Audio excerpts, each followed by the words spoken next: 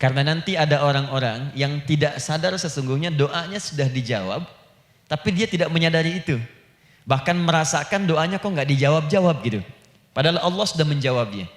Nah, seperti apa ukuran kita mengetahui bahwa doa kita telah terjawab, atau doa kita barangkali belum dijawab, atau tidak dijawab? Apa ukuran ketiga hal itu? Itu yang coba kita turunkan di pembahasan pagi ini. Mudah-mudahan dengan itu kita nanti akan lebih pandai bagaimana cara menyikapi doa dalam hidup, seperti apa doa dipanjatkan, kapan kita berdoa, dan kita tahu oh ini hasil dari doa yang telah kita panjatkan.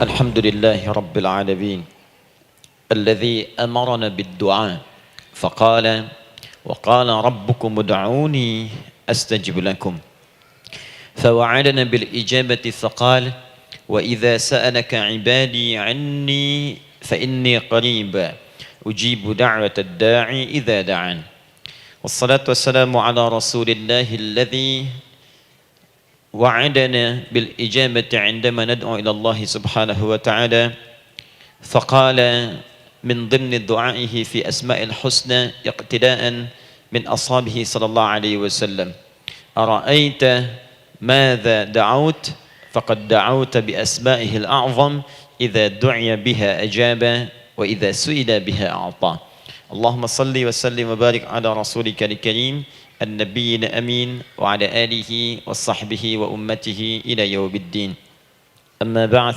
فيا عباد الله أوصي نفسي وإياكم بتقوى الله فقد فاز المتقون فلا تموتن إلا وأنتم مسلمون. Saudariku sekalian, para ibu baik yang di dalam ruang masjid ataupun yang di luar masjid, di sekitaran Masjid Trans Studio, saya ingin mengajak pada seluruhnya tanpa kecuali, mari kita senantiasa bersyukur pada Allah Subhanahu wa taala atas nikmat yang telah kita dapati sampai dengan pagi hari ini. Syukur itu selalu menambah ketenangan di dalam jiwa. Syukur itu bisa mengentaskan sebagian persoalan hidup yang kita rasakan. Syukur itu bisa menambah kekuatan dari perasaan lemah yang kita rasakan. Dan syukur itu puncaknya bisa mengantarkan ke dalam surga terbaik yang dijanjikan, hingga Allah menyebutkan kemudian dalam Al-Quran, wa qalilun min ibadiyasy syakur. Sedikit sekali di antara hamba-hambaku itu yang bisa menjadi orang yang pandai bersyukur kepada Allah Subhanahu wa taala. Mudah-mudahan hidupan kita sampai hari ini seluruhnya diterima oleh Allah Subhanahu wa taala sebagai amal saleh, dan semoga yang belum mendapatkan hidayah untuk berislam sampai dengan pagi hari ini dihunjamkan hidayah kepada dalam jiwanya oleh Allah Subhanahu wa taala agar bisa berislam sebelum wafat menghadap Allah Subhanahu wa taala. Baik, hari ini kita akan belajar. Saya akan cepat masuk kepada pembahasan karena waktu kita cukup singkat, tentang orang-orang yang dikabulkan doanya yang tersebut dalam Al-Quran khususnya dan sunnah-sunnah Rasulullah Sallallahu Alaihi Wasallam. Kita akan bagi pembahasan kita ke dalam 3 bagian. Pertama, kenapa kita mesti berdoa? Di poin pertama. Kenapa kita mesti berdoa? Yang kedua, bagaimana cara berdoa yang baik, yang cepat dikabulkan oleh Allah Subhanahu wa taala. Yang pertama, mengapa kita mesti berdoa? Esensi doa itu apa, kan? Yang kedua, bagaimana cara berdoa yang sekiranya cepat dikabulkan oleh Allah Subhanahu wa taala.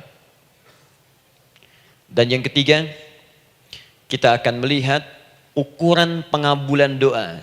Seperti apa doa itu dikabulkan. Karena nanti ada orang-orang yang tidak sadar sesungguhnya doanya sudah dijawab, tapi dia tidak menyadari itu. Bahkan merasakan doanya kok nggak dijawab-jawab gitu. Padahal Allah sudah menjawabnya. Nah, seperti apa ukuran kita mengetahui bahwa doa kita telah terjawab, atau doa kita barangkali belum dijawab, atau tidak dijawab? Apa ukuran ketiga hal itu? Itu yang coba kita turunkan di pembahasan pagi ini. Mudah-mudahan dengan itu kita nanti akan lebih pandai bagaimana cara menyikapi doa dalam hidup, seperti apa doa dipanjatkan, kapan kita berdoa, dan kita tahu oh ini hasil dari doa yang telah kita panjatkan. Sepakat sampai di sini? Baik ya, tinggal sepakat saja ya. Kan biasanya yang nerangkan saya, nulis saya, ngapus saya sampai selesai pula. Baik, ayo kita mulai. Bismillah. Mengapa kita mesti berdoa? Kita buka dulu ibu sekalian. Ya, yang di ruangan ini ataupun yang di bawah, semuanya insya Allah memiliki kemuliaan yang sama di hadapan Allah Subhanahu wa taala sesuai dengan keikhlasannya, ya, sesuai dengan keikhlasannya. Karena hadisnya umum sifatnya. Man salaka tariqan yaltamisu fihi ilma, sahhalallahu lahu tariqan ilal jannah. Siapa yang menyiapkan dirinya menempuh perjalanan dan dia meniatkan ingin belajar pengetahuan agama walaupun sedikit, maka dia akan dapat balasan dari Allah, minimal setiap langkahnya akan dicatat meringankan langkah dia ke surga nantinya. Ya, dan di situ tidak disebutkan khusus bagi yang di dalam ruangan masjid. Lantai 2 lagi misalnya. Tidak. Ya, jadi yang di sekitaran, yang di depan semua berdasarkan niatnya, ya. Berdasarkan niat dan kuantitas amalannya. Di kuantitas itu tambah. Mungkin Ustadz belum datang, ibu ada yang berzikir, ada yang baca Al-Qur'an, ada yang istighfar, itu yang nambah pahala. Ya. Kalau yang pasang status, pasang kamera, ya itu saya nggak tahu. Ayo kita kembalikan sini. Pertama, Quran surah ke-7 ayat 172. Quran surah ke-7 Al-A'raf ayat 172. Kemudian setelah itu diperintahkan dalam Al-Quran surah ke-40 Ghafir ayat ke-60. Lalu kita praktekkan ini dalam keseharian kita. Saya beri contoh misalnya Quran surah ke-2 ayat ke yang paling banyak nih dibaca 201. Kadang-kadang misalnya Quran surah ke-2 ayat 286. Banyaklah. Quran surah ke-7 ayat 23 misalnya dan seterusnya. Ini bagian pertama.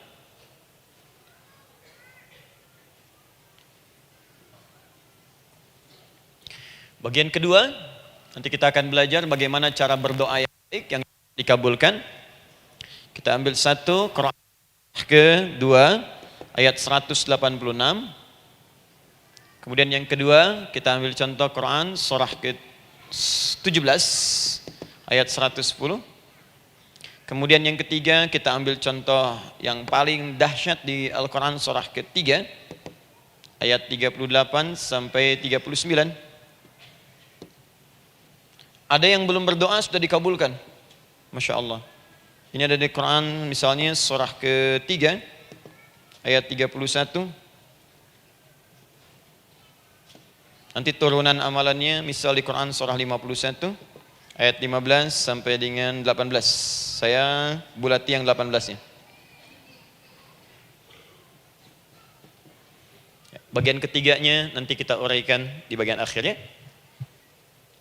Baik, kita bisa mulai insyaallah. Baik, kita bagian pertama, mari kita mulai.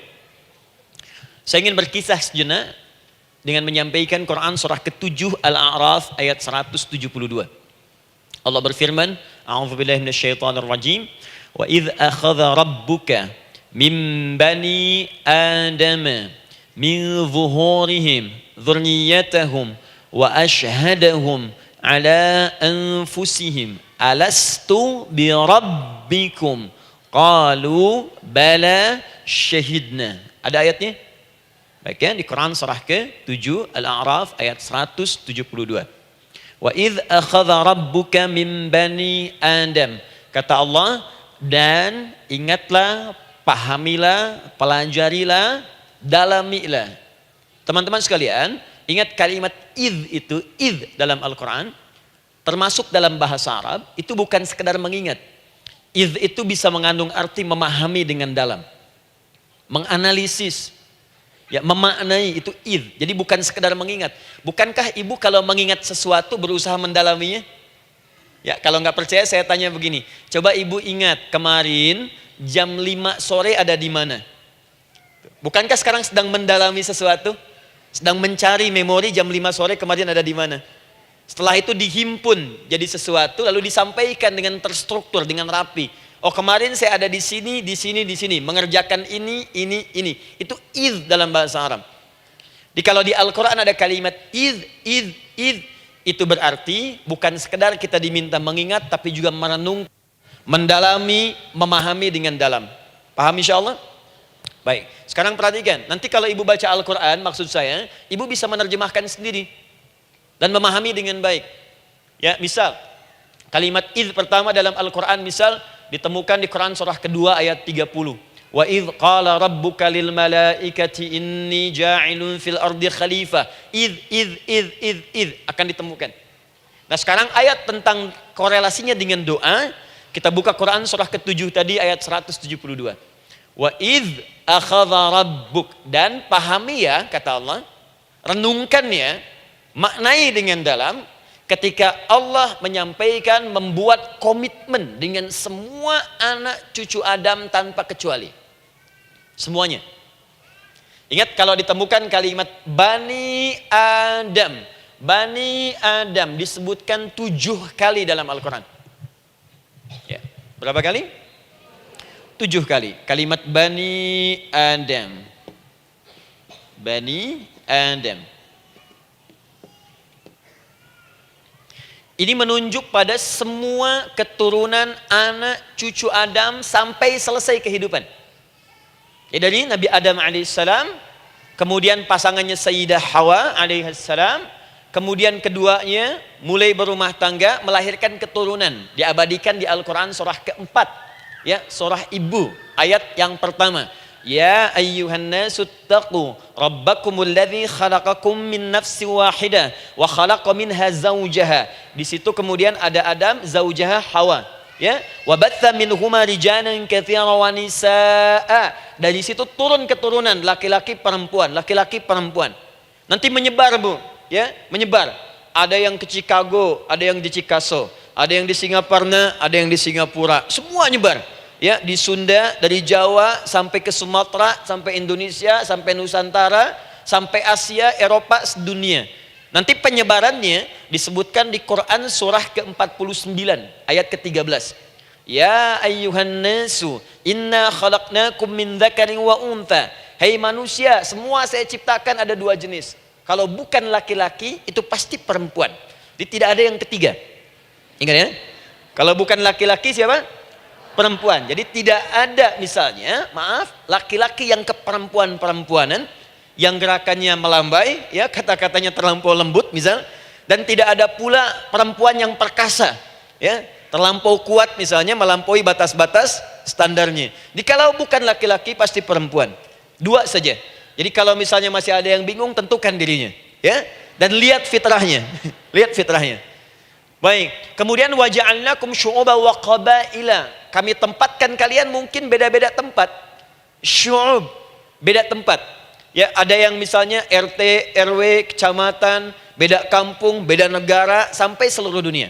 Wa qabail, satu tempat itu sukunya bisa beda. Coba Ibu lihat misalnya, ya, di daerah Sumatera saja ada berapa suku? Di Sunda paling banyak suku, gitu ya? Banyak sekali. Jadi bisa lain-lain, bisa beda-beda. Nah, lita'arafu, semua saling mengenal, silakan. Nah, ketika semua tadi ditempatkan di semua pelosok dunia, baik laki-laki, perempuan, dari anak keturunan Adam, itu semua anak keturunan Adamnya disebut dengan satu nama saja dalam Al-Quran, yaitu Bani Adam. Jadi kalau kita mau cari keturunan kita, sampai ke asal mula kita, dari kita sekarang, itu semua akan tersambung kepada Adam alaihissalam. Puncaknya akan ke sini. Ya. Dan tidak akan nyasar kemana-mana, Bu. Ya, ada sebagian manusia nasabnya tidak ingin ke Adam, inginnya bergeser, sehingga mengatakan manusia berasal dari monyet katanya. Ya.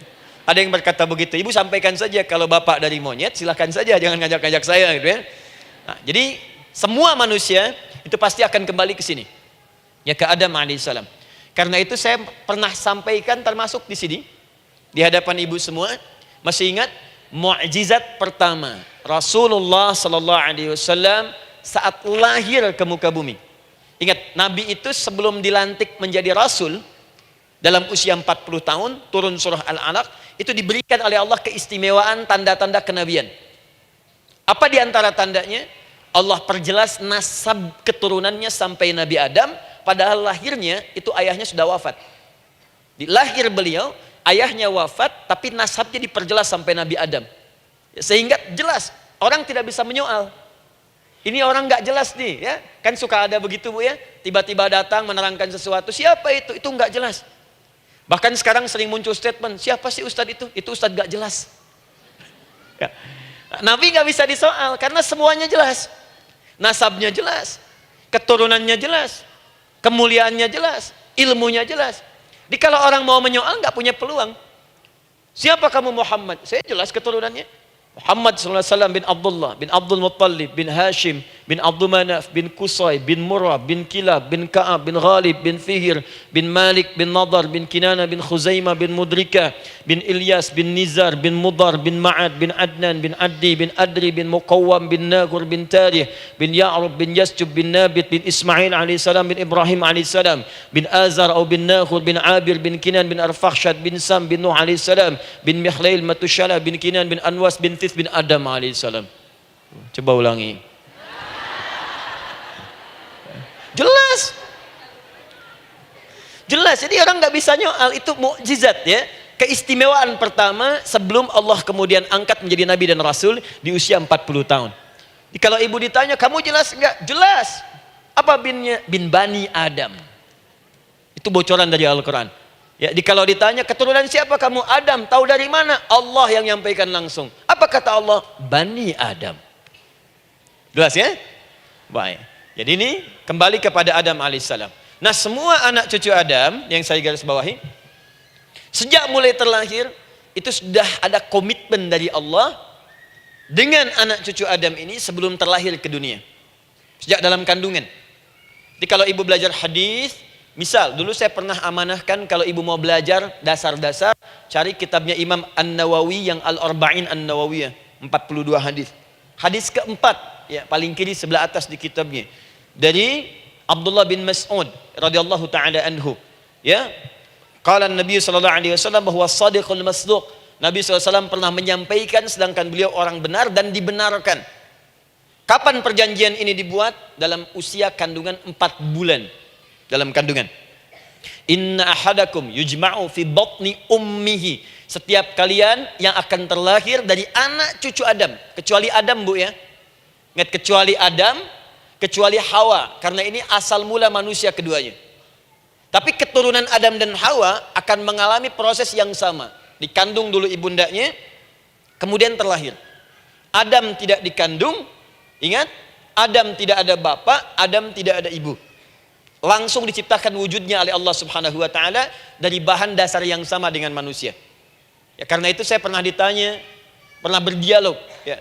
Ustaz, ini spesial Nabi Isa ini. Ya, spesial, Yesus Al-Masih Nabi Isa spesial. Karena itu diangkat sebagai Tuhan. Apa yang spesial? Kata beliau, karena ini bisa menghidupkan yang mati. Yang kedua, ini lahirnya beda dengan orang biasa. Bagaimana lahirnya? Tanpa bapak. Ibu saja tanpa bapak. Mana ada manusia yang lain seperti ini? Saya bilang Adam lebih spesial lagi. Lahir tanpa ibu, tanpa bapak. Kenapa nggak jadi Tuhan? Tapi kan Adam nggak bisa menghidupkan yang mati. Dengan izin Allah, maaf, Nabi Ibrahim lebih canggih lagi. Buka Quran surah kedua, ayat 260. Paling kiri sebelah atas. Wa idh qala Ibrahim Rabbi arini kaifa tuhyil mauta. Qala awalam tu'min. Qala bala walakin inna qalbi. Ketika Ibrahim bermohon kepada Rabbnya, ya Allah, tolong tunjukkan kepadaku bagaimana cara menghidupkan yang mati. Kata Allah, kamu masih nggak yakin? Kata Ibrahim, saya yakin-yakinnya. Cuma supaya hati saya tenang, buktikan kepada yang lain tentang kuasamu. Kata Allah, gampang. Lalu Allah berikan kemudian satu ketentuan sama persis dengan Nabi Isa. Cuman prosesnya lebih canggih. Kalau Nabi Isa, tepuk mayatnya, bangun, bicara. Nabi Ibrahim kata Allah, nih ambil burung, potong-potong dulu, dicincang dulu. Sudah dicincang kemudian, mayatnya disimpan, jasadnya di tempat bukit yang berbeda. Kalau sekarang potong burung, simpan di bukit satu, jasad yang kedua simpan di bukit B. Kepalanya simpan di bukit A, ekornya simpan di bukit B, badannya simpan di bukit C. Panggil dengan nama Allah. Thummat uhunna ya'tina kasa'ya. Panggil, bismillah, dengan nama Allah, hidup, hidup. Sama persis dengan Nabi Isa. Dengan nama Allah biiznillah, hidup, hidup. Nabi Ibrahim biiznillah, dengan nama Allah hidup, hidup. Menyatu semuanya jadi satu. Psst. Kalau Nabi Isa kemudian ada yang menduga sebagai Tuhan, kenapa Nabi Ibrahim tidak angkat jadi Tuhan? Paham ya? Nah, ini menunjukkan bahwa ada pola pemikiran yang harus dikembalikan supaya benar cara memahaminya. Jelas sampai sini? Maaf saya sedikit agak lompat ya. Saya kembalikan kemudian, perhatikan sini. Inna ahadakum yujma'u fi batni ummihi. Karena itu semua anak cucu Adam, beda dengan Adam, akan proses lahirnya dikandung dulu di perut ibundanya. Fokus baik-baik. Arba'ina yauman nutfah, 40 hari pertama baru kemudian proses antara spermatozoa dengan ovum berproses. Thumma yakunu mithla dzalika, kemudian alaqah. 40 hari yang kedua jadi alaqah, zigot yang menempel di dinding rahim. Thumma yakunu mithla dzalika mudghah. 40 hari ketiga berbentuk mudghah, sudah mulai berbentuk daging sekeratan, ada bentuknya. Dan usianya sudah 4 bulan, 40 hari ketiga, 120 hari. 120 hari. Thumma yursalu ilaihil malak, kemudian diutuslah malaikat, fayanfukhu fihi ruh, maka ditiupkan roh ke dalamnya. Jadi ingat, kalau di antara sini, di antara kita ada ibu misalnya yang tengah hamil, tengah mengandung, ingat baik-baik, atau keluarganya, kerabatnya, usia 4 bulan itu roh sudah ditiupkan. Di kandungan sudah ada rohnya. Hati-hati ya. Berapa bulan? 4 bulan. Karena itu nanti ada ayat dalam Al-Quran, Quran surah ke-7 ayat 189. Di posisi ini harus banyak berdoa dan beramal soleh. Ingat ya, berdoa, beramal soleh, minimal minta kepada Allah. Da'awallaha rabbahuma la in ataitana salihah lanakunanna minasyakirin. Minta banyak kepada Allah, ya Allah jadikan anak saya anak yang soleh, jadikan anak saya anak yang soleh. Dari usia itu 4 bulan sampai ke atas menjelang lahiran. Nanti diiringi oleh amal soleh kedua orang tuanya. Ini sudah penelitian dokter muslim, khususnya di Asia Tenggara. Saya diskusi dengan seorang dokter muslim, ternyata ada korelasi amal soleh yang dikerjakan kedua orang tua, ayah dan bunda, atau calon ayah dan bunda, kepada anak yang sedang dikandung, yang belum dilahirkan. Jadi kalau orang tuanya rajin baca Al-Quran, itu berpengaruh ke anak, Bu. Dan penelitian terkini, itu mempercepat anak itu menjadi seorang penghafal Quran ketika lahir. Ya, pernah satu kali dibacakan Al-Quran, posisi janin itu berubah. Seperti sujud gitu. Itu penelitian sudah di MRI waktu itu dilihat ya, kelihatan. Jadi ada korelasi antara kesolehan orang tua dengan kesolehan anak yang sedang dikandung. Hati-hati ya. Tapi yang penting diketahui adalah dalam usia kandungan 4 bulan itu disebutkanlah isyarat di Quran surah ke-7 ayat 172 terjadi perjanjian komitmen dengan Allah Subhanahu wa taala. Apa perjanjiannya? Wa idz akhadha rabbuka min bani adama min zuhurihim dzurriyyatahum wa asyhadahum ala anfusihim. Lihat perjanjiannya, saya fokus di kalimat ini, alastu bi rabbikum. Apakah engkau akan berkomitmen saat ini? Bersaksi? Karena kalimatnya bersaksi. Wa asyhadahum, dan mereka bersyahadat, bersaksi, komitmen. Di komitmennya menggunakan kata syahadat di sini. Karena itu nanti setiap bayi yang sudah terlahir dari rahim ibu manapun itu berada dalam keadaan suci karena sudah bersyahadat dalam perut ibundanya. Masih ingat hadis ini? Kullu mauludin yuladu 'alal fitrah. Setiap yang terlahir dari rahim perempuan manapun itu membawa fitrah. Apa di antara fitrah yang dimaksudkan itu? Fitrah keislaman, fitrah mengakui Allah sebagai Tuhan. Itu nanti ada di Quran surah ke-30 ayat ke-30, paling kanan sebelah atas. Quran surah 30 ayat 30.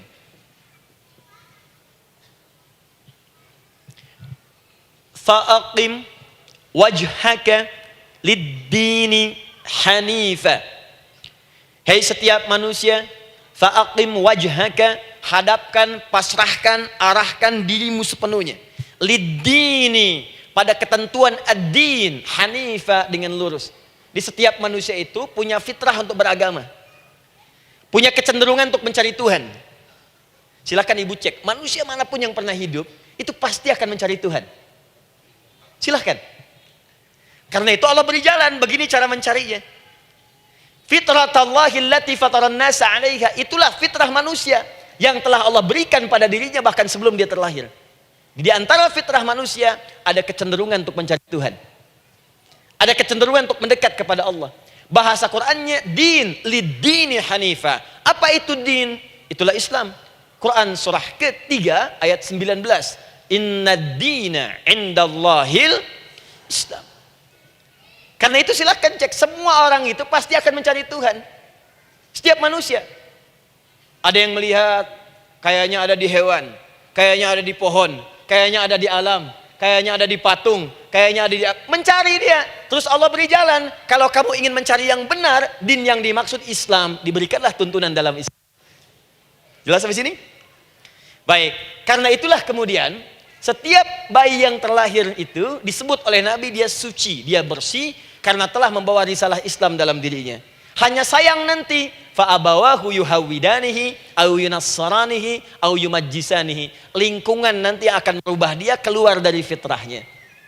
Bisa dipengaruhi, tiba-tiba berubah misalnya keyakinan. Bisa karena kejadian tertentu dia jauh dari Allah Subhanahu wa taala. Dia muslim, cuman karena kondisi tertentu, pekerjaan menjauhkan dia dari Allah, lupa sholat. Telenovela menjauhkan dia dari Al-Quran. WhatsApp, Facebook, media sosial melupakan dia dari ibadah. Coba ibu, kalau online setiap hari berapa kali dengan media sosial? Ganti status.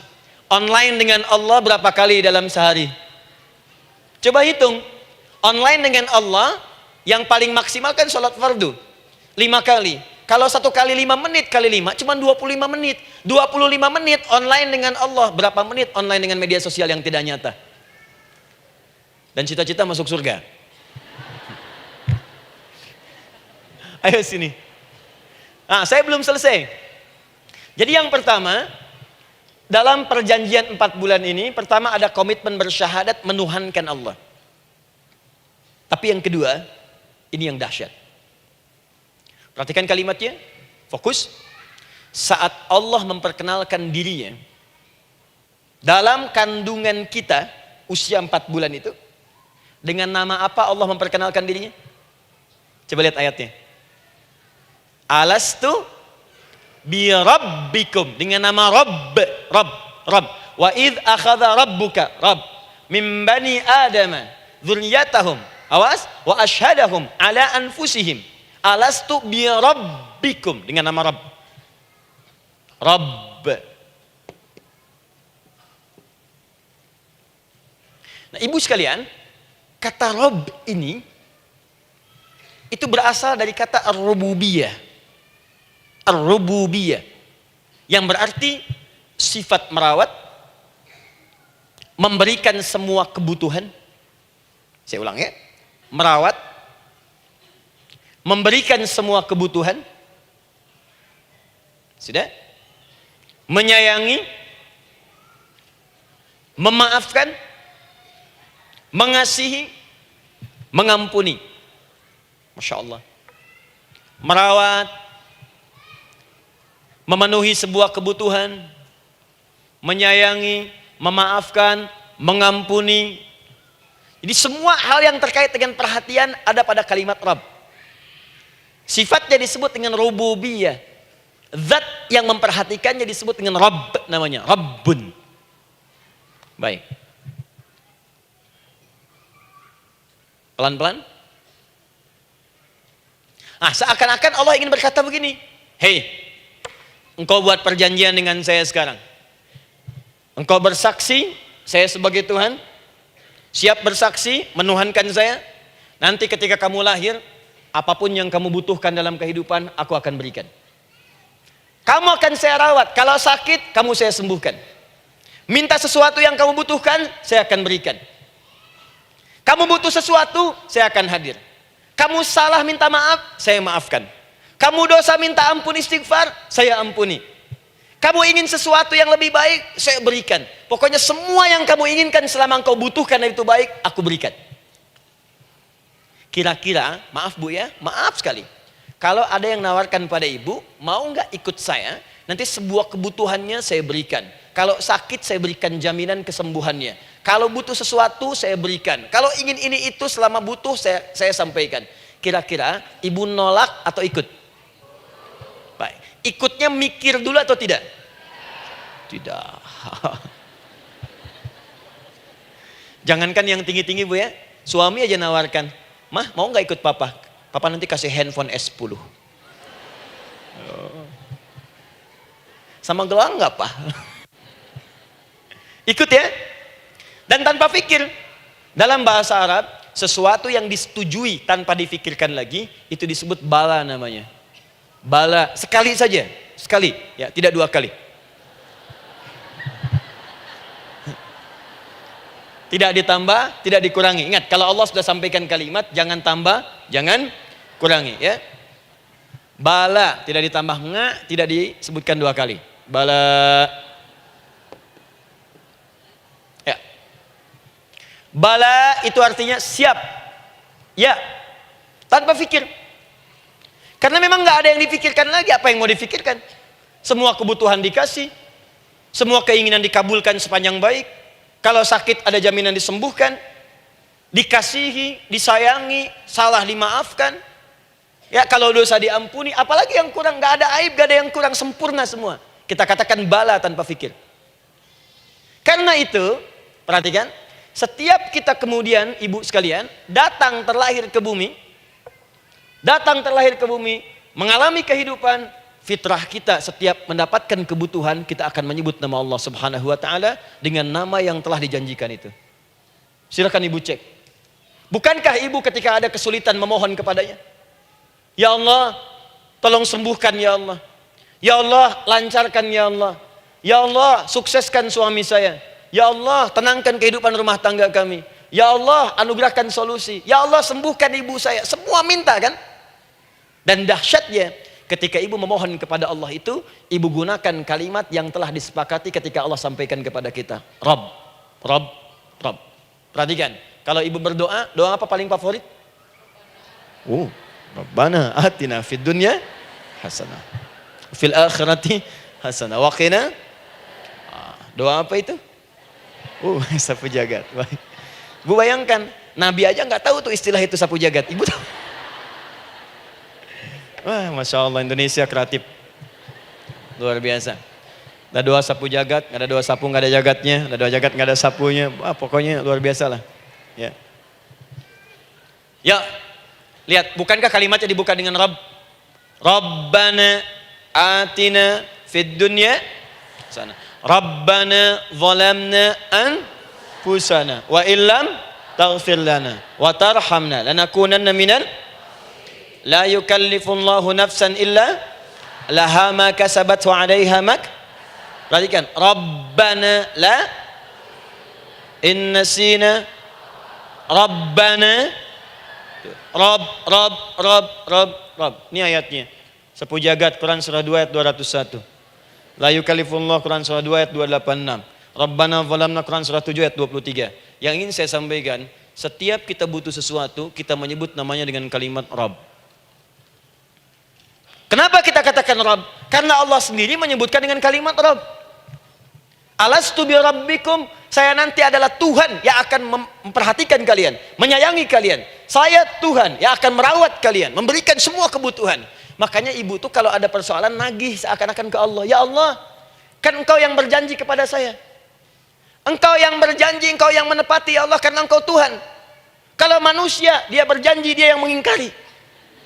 Dia awali, dia yang akhiri. Tapi engkau beda ya Allah.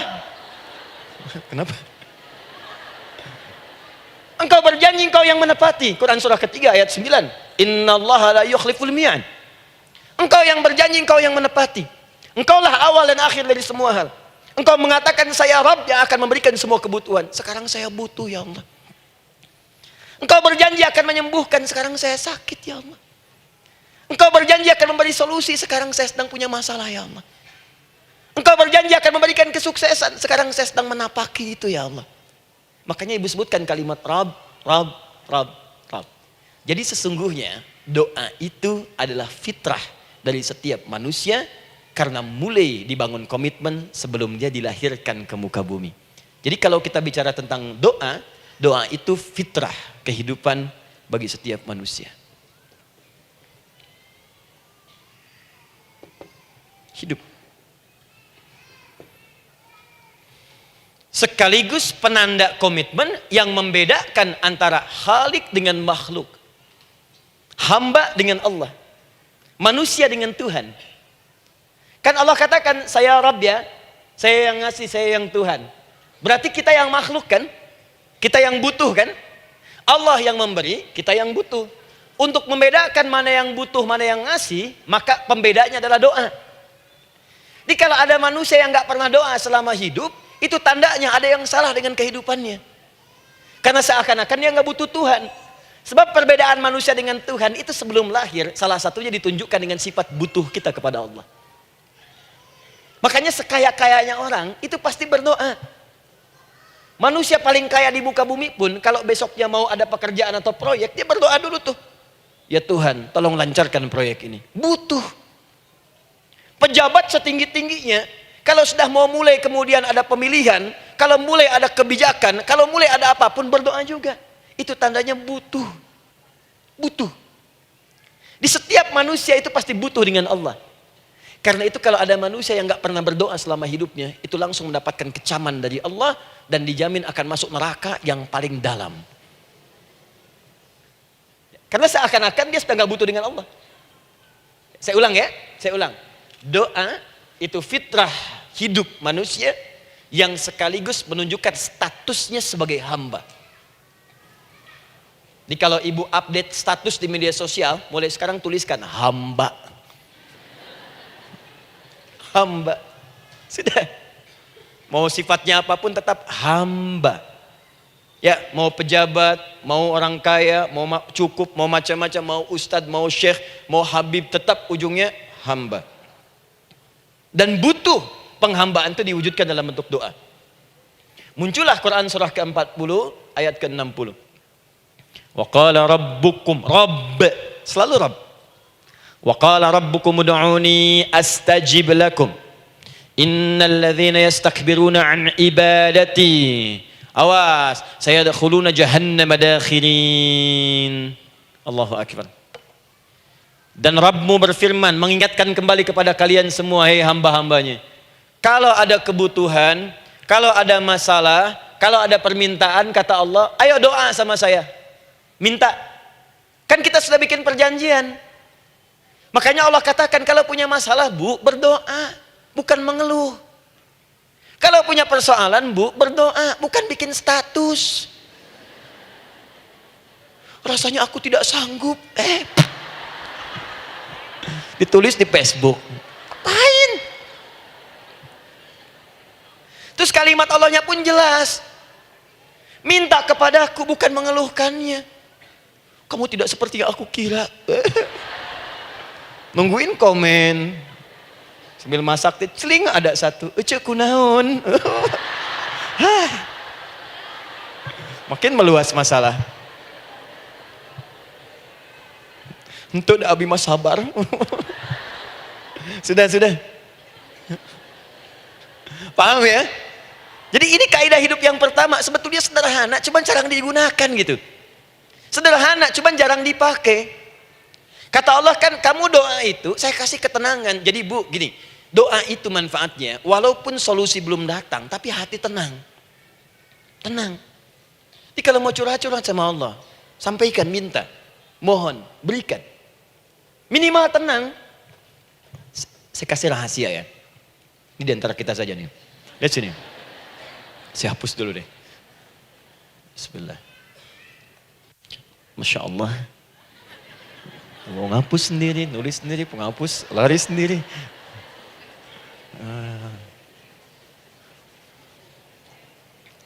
Bismillah. Oh ini ada dua ya. Sini. Baik. Buka Quran surat 7 ayat 205. Quran surat 7 ayat 205. Doa itu disebut zikir di ayat itu. Jadi kalau ibu sedang berdoa, itu sedang berzikir. Wadhkur rabbaka fi nafsika tadarruan wa khifatan wa dunal jahri minal qaul. Ada ayatnya? Oke. Pakai Rabb lagi kan? Wadhkur rabbaka. Kalau engkau punya masalah, kata Allah, sekecil apapun. Di rumah tangga kah, Di kantor kah, kehidupan sosial kah? Kata Allah, ayat sebut, minta kepada Allah. Berdoa. Doa disebut dengan zikir. Zikir itu semua kegiatan yang membuat kita ingat Allah. Zikir. Baca Quran, zikir. Dalilnya Quran surah ke-15 ayat 9. Inna nahnu nazzalna dzikra. Kami turunkan Al-Quran sebagai zikir. Menghafal Quran, zikir. Quran surah 54 ayat 17, ayat 22, ayat 32, ayat 40. Walaqad yassarnal Qur'ana lidzikri. Kami akan mudahkan Al-Quran untuk diingat, dihafalkan. Zikir, sebagai zikir kepada Allah. Ibu selepas sholat, baca subhanallah, alhamdulillah, Allahu Akbar, zikir. Quran surah keempat, ayat 103. فَإِذَا قَضَيْتُمُ الصَّلَاةَ فَاذْكُرُوا اللَّهَ. Maka jika anda telah tuntas mengerjakan sholat, segera berzikir kepada Allah. Sholat sendiri, zikir. Quran surah ke-20, ayat ke-14. Innani anallahu la ilaha illa ana fa'budni wa aqimis salata li dzikri. Saya Allah, kata Allah. Tidak ada Tuhan selain saya. Sembah saya. Bagaimana menyembah Allah? Tunaikan salat sebagai zikir kepada Allah. Zikir. Di zikir semua amalan yang mendekatkan kita dengan Allah. Doa itu satu dari bagian zikir. Tapi tahukah ibu fungsi zikir yang paling utama itu apa? Quran surah 13 ayat ke-28. Ala bidzikrillahi tatmainnul qulub. Yakinkan pada dirimu, kalau zikirmu benar kepada Allah, maka dia akan berdampak kepada hati menjadi lebih tenang. Zikir itu manfaat pertamanya membuat hati tenang, Bu. Tadi saya contohkan. Baca Al-Quran zikir kan? Jadi kalau ibu sedang tidak tenang, sedang gelisah, ada masalah, daripada mengeluh sana sini, wudu, Bu, wudu. Ambil mushaf. Baca. Saat baca itu mungkin solusi belum datang, tapi hati itu lebih tenang. Kaitan dengan bahasan kita, doa, minta. Doa. Jadi kalau orang punya masalah itu kalau berdoa, walaupun solusinya belum datang, walaupun kemudian jawabannya belum tiba, minimal hati ibu itu tenang. Ini dia. Kan surah 13 ayat 28. Rumus ini pakai. Gunakan dalam hidup. Karena yang tahu kehidupan kita itu Allah yang menciptakan kita. Yang tahu pesawat, yang bikin pesawat. Yang tahu handphone, yang bikin handphone. Yang tahu mikrofon, yang bikin mic-nya. Yang tahu kita, yang menciptakan kita. Ikutilah petunjuk Allah yang menciptakan kita, maka akan langsung terasa manfaatnya. Ibu tidak percaya, silahkan lakukan. Rasakan bedanya, bedakan rasanya, dan pasti akan terasa bedanya. Akan lain. Tuh. Doa. Tapi ingat yang paling penting kata Allah, doa itu bukan sekedar penting permohonannya, tapi menunjukkan status kita sebagai hamba di hadapan Allah Subhanahu wa taala. Jadi kalau ada orang selama hidup tidak pernah berdoa, artinya dia mengingkari status dia sebagai hamba di hadapan Allah Subhanahu wa taala. Mau menyejajarkan diri dengan Tuhan. Kan yang tidak pernah meminta itu Tuhan. Allah yang memberikan. Kalau manusia beda pasti minta. Artinya kalau ada manusia nggak pernah minta, seakan-akan bahasa halusnya, kamu ini ngaku jadi Tuhan. Saya tempatkan kau di neraka jahanam yang paling bawah. Jahanam itu, Bu, belum masuk saja sudah terasa. Terasa. Buka ibu Quran surah misalnya ke-40 Ghafir tuh. Ya, ayat 45 sampai dengan 47-nya. Sebelumnya lagi lihat Quran surah ke-8 ayat ke-50. Itu penghuni neraka, Bu, yang bukan jahanam saja. Penghuni neraka itu kalau mau meninggal itu dipukulin dulu malaikat. Depan belakangnya. Ayo, kamu keluar. Lama amat keluarnya rohnya katanya. Takut karena nggak punya bekal. Kan maaf ya, kaidah mengatakan orang nggak punya bekal itu takut pulang, apalagi orang merasa salah. Anak ibu berbuat kesalahan, mau pulang takut kan? Takut. Jadi kalau ada anak takut pulang, salah dia. Salah. Kemana anak nggak pulang-pulang? Pasti ada yang salah karena nggak berani pulang. Jangankan salah, nggak punya bekal saja, malu pulang. Lihat ibu waktu Ramadan usai, mau mudik, Idul Fitri. Kan pada mudik kan? Kenapa mau mudik dan senang mudik? Karena punya bekal, Bu. Dikumpul-kumpulkan tuh selama 11 bulan. Untuk 1 bulan saja. Itu pun paling berapa hari. Kumpulin. Terus telepon keluarga, insya Allah aku pulang hari ini. Wah, senang semuanya. Padahal mudiknya cuma pakai motor, Bu. Motornya bebek, bekalnya singa. Serius saya, motor bebek bekal singa, ada kardus belakangnya. Tulisin, terus tambah pelepah pisang buat begini. Belakangnya ditulisin, aku pulang sayang. Jalan, mudik. Terus yang di rumah kan senang nerimanya. Kenapa? Karena ada yang pulang dan bawa bekal. Saya pernah tanya pada seseorang, kenapa anda nggak mudik? Nggak ada bekal Ustadz, nggak ada bekal, malu pulang. Kebayang nggak saat pulang menghadap Allah nggak punya bekal? Malu pulang, apalagi punya banyak salah. Jadi nggak mau keluar rohnya. Malaikatnya geram, dipukulin sama malaikat. Pukul depannya, pukul depan. Kamu ini cepat keluar, cepat keluar, cepat keluar. Keluar, keluar, keluar, keluar, keluar. Malu pulang. Tapi kalau punya bekal enak. Dan yang nyambut langsung malaikat. Bahkan nanti ada satu amalan saat dikerjakan. Itu orang ini sudah masuk surga. Tapi semua malaikat di semua pintu surga yang 8 itu datang mengunjungi dia mengucapkan selamat. Itu ada di Quran surah 13 ayat 24. Salamun alaikum bima sabartum fa ni'ma uqbaddar. Selamat ya saat di dunia sabar mencari bekal dan ini bekal terbaik yang kamu dapatkan, silakan nikmati surga yang kamu rindukan itu. Ini nikmat-nikmatnya tempat yang pernah nanti kamu kunjungi. Dan tinggal abadi di situ. Yang nyambut malaikat. Bayangkan semua malaikat, Bu. Semua malaikat dari pintu surga datang nyambut dia. Wah, Masya Allah, ada malaikat Jibril, Israfil, malaikat maut. Maaf ya, dicabut kemarin. Biasa, selamat, selamat, selamat, selamat, selamat. Dunia aja kalau ada yang nyambut senang kan? Rumah dicet, datang, sambut depan rumah, semua hidangan ada, Masya Allah. Bahkan yang tidak ada jadi ada. Luarnya kongwan, dalamnya rangginang gitu kan. Wah, muncul semua. Paham ya? Jadi ini bagian pertama. Jadi kita katakan kenapa manusia mesti berdoa. Jawabannya karena manusia itu hamba. Dan doa itu adalah fitrah bagian dari kehidupan. Kenapa manusia mesti berdoa? Karena ada komitmen dari Allah. Setiap dia mendapatkan sebuah persoalan, maka Allah akan jawab dan berikan jawaban dari semua persoalannya. Jalan mendapatkan jawaban itu adalah doa. Kenapa manusia mesti berdoa? Karena dia butuh dengan Allah. Dan puncaknya, kenapa dia mesti berdoa? Karena Allah ingin membahagiakan kehidupan dunianya sebelum sampai keabadiannya di akhirat. Jadi ketika kita berdoa, sebetulnya kebaikan untuk kita karena Allah ingin kita bahagia. Ingin mudah hidupnya. Jadi kalau ada orang nggak berdoa, sesungguhnya dia sedang menyulitkan diri sendiri dalam kehidupan dunianya sampai ke akhiratnya. Jelas sampai di sini? Masya Allah. Alhamdulillah. Baik, kalau sudah paham, saya hapus ini, kita masuk bagian yang kedua. Hapus lagi. Sab Muslimah edisi ke-15. 15 kali datang sendiri, ngulangin sendiri, nulis sendiri, ngapus sendiri. Masya Allah. Tinggal lihat, catat, masuk surga.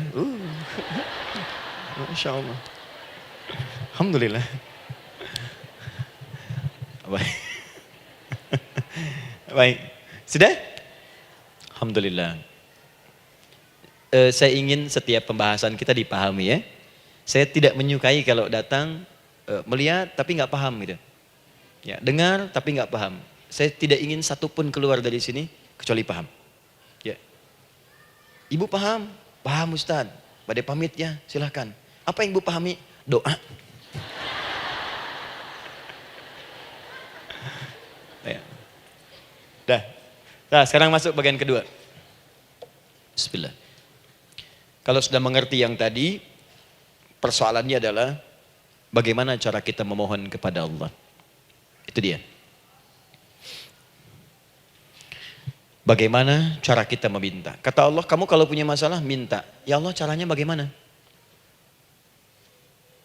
Karena sesuatu yang dikerjakan tanpa ilmu dan tidak tahu caranya, itu bisa keliru. Hidup itu menyembah Allah tidak cukup dengan iman, Bu. Mesti pakai ilmu. Iman saja sekalipun kuat tanpa ilmu, itu bisa salah. Kuat ingin mendekat kepada Allah. Ya Allah, aku ingin ibadah, kuat. Saya punya kawan dulu di pesantren. Tahun kedua, dia sudah berubah. Ya, tadinya orang tuanya melihat anaknya Masya Allah, tiba-tiba ada perubahan, senang ibadah, Bu. Malam-malam dia bangun, ini kisah nyata, saya alami sendiri. Masya Allah, saya senang sekali. Kita saling doakan, dia bangun malam tahajud. Bangun jam 2, Anda bayangkan. Yang sebelumnya menjelang subuh atau apa. Ini malam Jumat lagi malam libur. Malam libur biasanya santri itu kebanyakan ada yang keluar, ada yang main, ada yang macam-macam. Ini dia malam tahajud. Jam 2 bangun. Saya bahagia sekali. Udah bangun, sholat, selesai. Cuman pas waktu mau subuh, kok saya lihat tidur. Saya bangunkan kan. Fulan, bangun. Oh iya, kata. Iya, oh mungkin nanti mau nyusul. Saya pikir istirahat dulu. Saya ke masjid lah. Udah ke masjid, dah selesai. Kita diskusi di masjid, selesai. Semua pulang saya jam 7. Saya lihat masih tidur juga. Barangkali dia sudah tadi sholat mungkin di kamar, nggak sempat ke masjid karena capek. Tapi saya lihat kok posisinya nggak berubah. Di situ juga. Akhirnya setengah jam saya tunggu, saya bangunkan. Bangun. Bangun. Kenapa Adi katanya? Saya kira antum belum sholat subuh ya? Adi gimana sih? Kan udah saya jama dengan tahajud tadi. Udah saya jama dengan tahajud. Jadi memang kekuatan imannya lagi tinggi, cuman ilmunya kosong. Ini yang bahaya. Besok-besok kalau orang kayak gini sholat subuh bisa 4 rakaat. Ya. Karena itu berdoa penting, cuma kita mesti tahu caranya. Yuk kita mulai bagian pertama. Quran surah kedua ayat 186. Paling kiri sebelah bawah. Sudah? Wa idza sa'alaka 'ibadi 'anni fa inni qarib. Fokus. Kata Allah, kalau hamba-hambaku Muhammad SAW bertanya kepadamu, minta petunjuk untuk mencari-cari aku. Tuh Bu, coba lihat. Ayat doa dibuka lagi dengan kalimat hamba. Untuk menegaskan status kita. Jadi kalau ditanya, kita siapa di hadapan Allah? Makanya nggak usah sombong. Jangan sombong, karena kita cuma hamba. Karena itu ketika Korun sombong, Korun tuh manusia terkaya yang pernah hidup di bumi. Hartanya Bu, ini saya kasih bocoran sedikit, kunci berangkasnya saja, kemana-mana itu suka dibawa, dipikul paling sedikitnya 8 bodyguard, cuman bawa kunci berangkas saja begini. Di Korun pengen ngasih tahu, kalau ada yang pengen nyuri di tempat saya silahkan aja, ini aja bodyguard saya ngangkat kuncinya susah. Korun. Jadi kalau Anda tidak sekaya Korun, jangan ikutan sombong, telat. Telat, gak ada kerjaan, sudah ada yang lebih kaya. Ya. Dan apa yang terjadi? Fakhosabna, kata Allah, kami telan. Likuifasi. Telan oleh bumi semua. Dengan kekayaannya semua habis. Jadi ketika ada seseorang yang lupa dengan statusnya sebagai hamba, maka Allah akan memberikan pelajaran kepadanya untuk taubat. Kalau nggak mau taubat juga, telan habis. Untuk menunjukkan kamu tuh bukan Tuhan, saya Tuhannya. Maka jangan ikutan sombong. Kalau ada yang baru punya Ferrari, Lamborghini, Lamborghini, ya, wow, bikin rame di jalan, cuman nggak update status, kasih tahu, maaf mas, telat. Itu gambaran hidup. Dan ingat, setiap dibuka dengan kalimat permohonan, itu kalimatnya hamba. Hambaku, hambaku, hambaku. Termasuk mau minta tobat, hamba. Quran surah 39 ayat 53. Qul ya ibadiyalladzina asrafu ala anfusihim la taqnatu min rahmatillah. Katakan Muhammad pada hambaku yang merasa banyak dosa, pengen berdoa minta tobat. Kata Allah, hamba. Saya terima tobatnya, hamba. Ini ya. Ini pun adab yang pertama dari Al-Quran. Adab yang pertama, kalau kita ingin berdoa dan doa itu cepat ingin dikabulkan, maka berdoalah dengan cara menghamba di hadapan Allah Subhanahu wa ta'ala. Jangan merasa tinggi.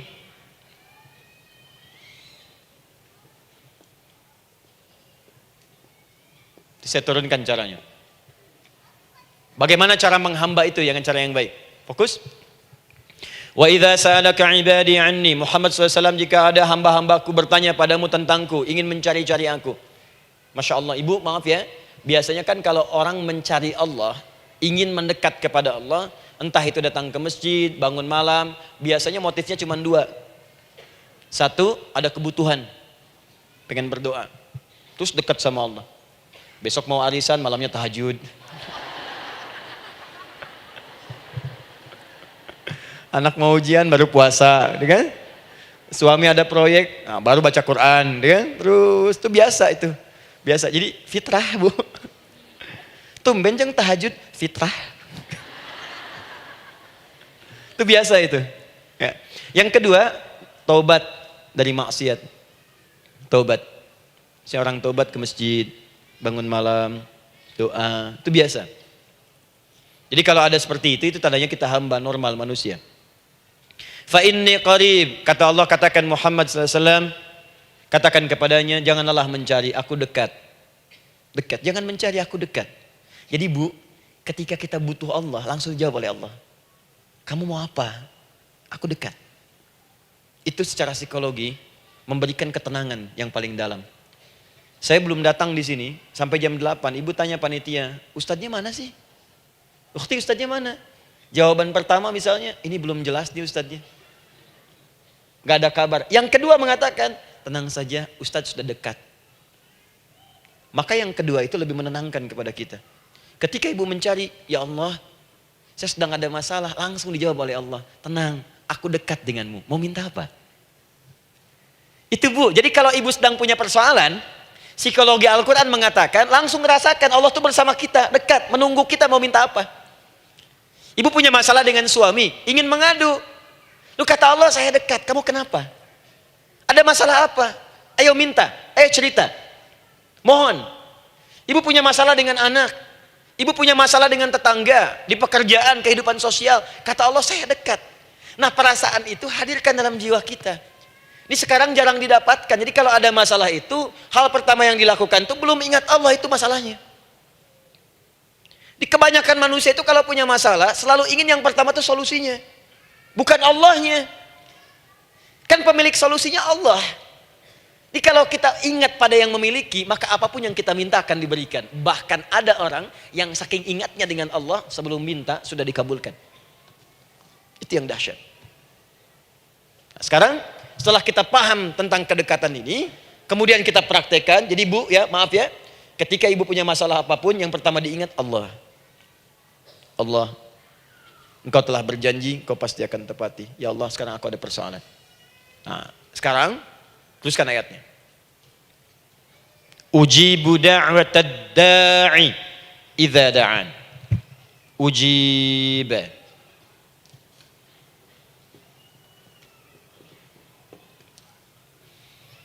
Ujibu da'watad da'i idza da'an. Aku pasti akan menjawab, mengabulkan setiap doa hambaku jika dia bermohon kepadaku.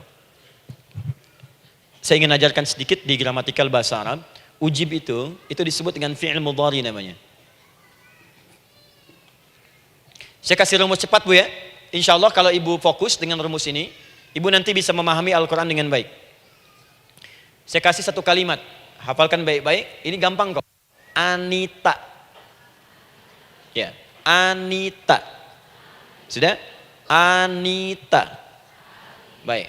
Hamzah, nun, ya, ta. Satukan Anita. Kalau di dalam kalimat ibu baca Al-Quran, di depannya ada huruf hamzah ini, atau nun, atau ya, atau ta, maka itu rumus mudhari namanya. Gak usah dihafalkan mudharinya, ya, gak usah dihafalkan sampai bikin misalnya satu ungkapan Anita istrinya Pak Mudhari, gak usah, gak ada kerjaan, ya, gak usah dihafal. Saya hanya ingin tunjukkan pemahaman. Kalau ada bentuk seperti ini punya 3 makna. Kalau dalam bahasa Inggris itu disebut present, ya, continuous, dan future. Present, continuous, and future. Sekarang, terus, sampai kapanpun. Sekarang, terus berlangsung, continuous, and future, sampai kapanpun di masa depan. Ini bentuknya disingkat dengan rumus ini, Anita. Di dalam konteks pengabulan doa, kata Allah, ketika saya akan kabulkan. Kalau kamu punya masalah, kamu berdoa, saya akan kabulkan. Nah, kalimat Allah saya akan kabulkan ini bentuknya menggunakan mudhari. Ada hamzah di depannya, ujib. Artinya apa? Kalau ibu sekarang berdoa, saya akan kabulkan, kata Allah. Terus kamu berdoa, saya akan jawab. Nanti pun punya masalah di masa depan, kamu berdoa, saya jawab juga. Jadi artinya tidak ada doa yang sia-sia. Semua doa, ingat, sepanjang kita butuhkan, pasti Allah berikan. Doa itu, sepanjang kita butuhkan, pasti akan dijawab.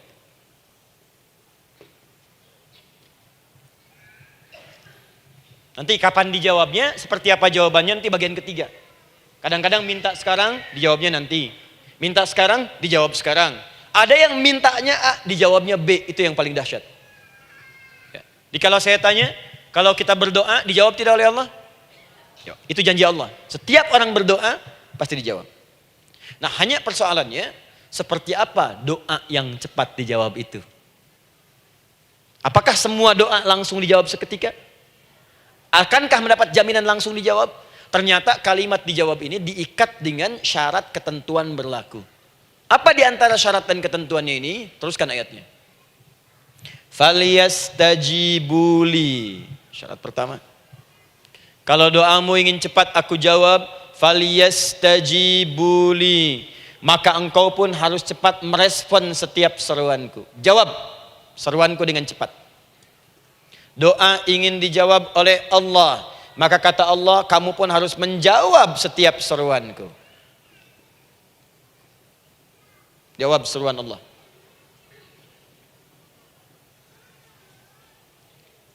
Ayo respon, adil. Maunya dapat gaji aja, kerja nggak mau. Ya? Apa ibu pikir duduk manis, santai di ruangan tengah, tiap bulan suami datang berikan uang belanja? Belum tentu. Kalau sikap tidak bagus, ya interaksi tidak mulia, maka belum tentu itu didapatkan. Maka syarat pertama kata Allah, kalau doamu ingin cepat aku jawab, maka setiap aku seru, cepatlah engkau kemudian kerjakan dan jawab itu. Jadi ternyata seruan Allah itu terkait berkelindan dengan pengabulan doa. Jadi ketika ibu diseru oleh Allah, diminta diperintahkan sesuatu oleh Allah, sebetulnya itu kunci untuk mendapatkan jawaban doa kita, Bu. Dipanggil kita, ayo cepat datang ke sini. Mau minta apa? Minta, saya kasih. Apa di antara kunci doa itu, Ustaz? Yuk kita lihat.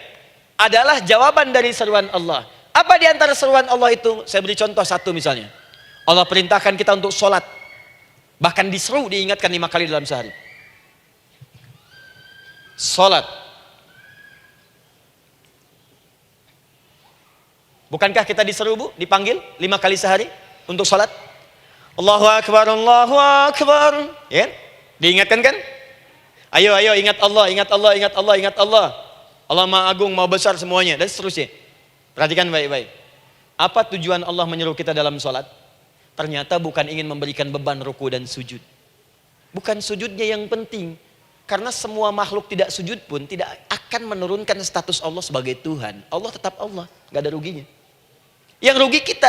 Ternyata ketika disuruh sujud, disuruh ruku itu, ternyata yang ditunggu itu bukan ruku sujudnya. Allah nunggu, punya masalah apa? Mau minta apa? Karena itu dalam ilmu fikih, ibu buka semua kitab fikih. Salat itu secara bahasa disebut dengan doa. Nama lain dari doa adalah salat. As-salatu hiya doa. Salat adalah doa.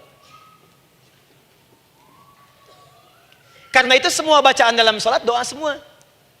Coba lihat. Baru takbir Allahu Akbar, doa iftitah.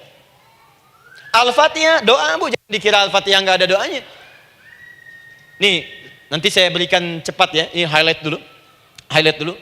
Dalam salat itu ada 4 keadaan. Ingat ini baik-baik.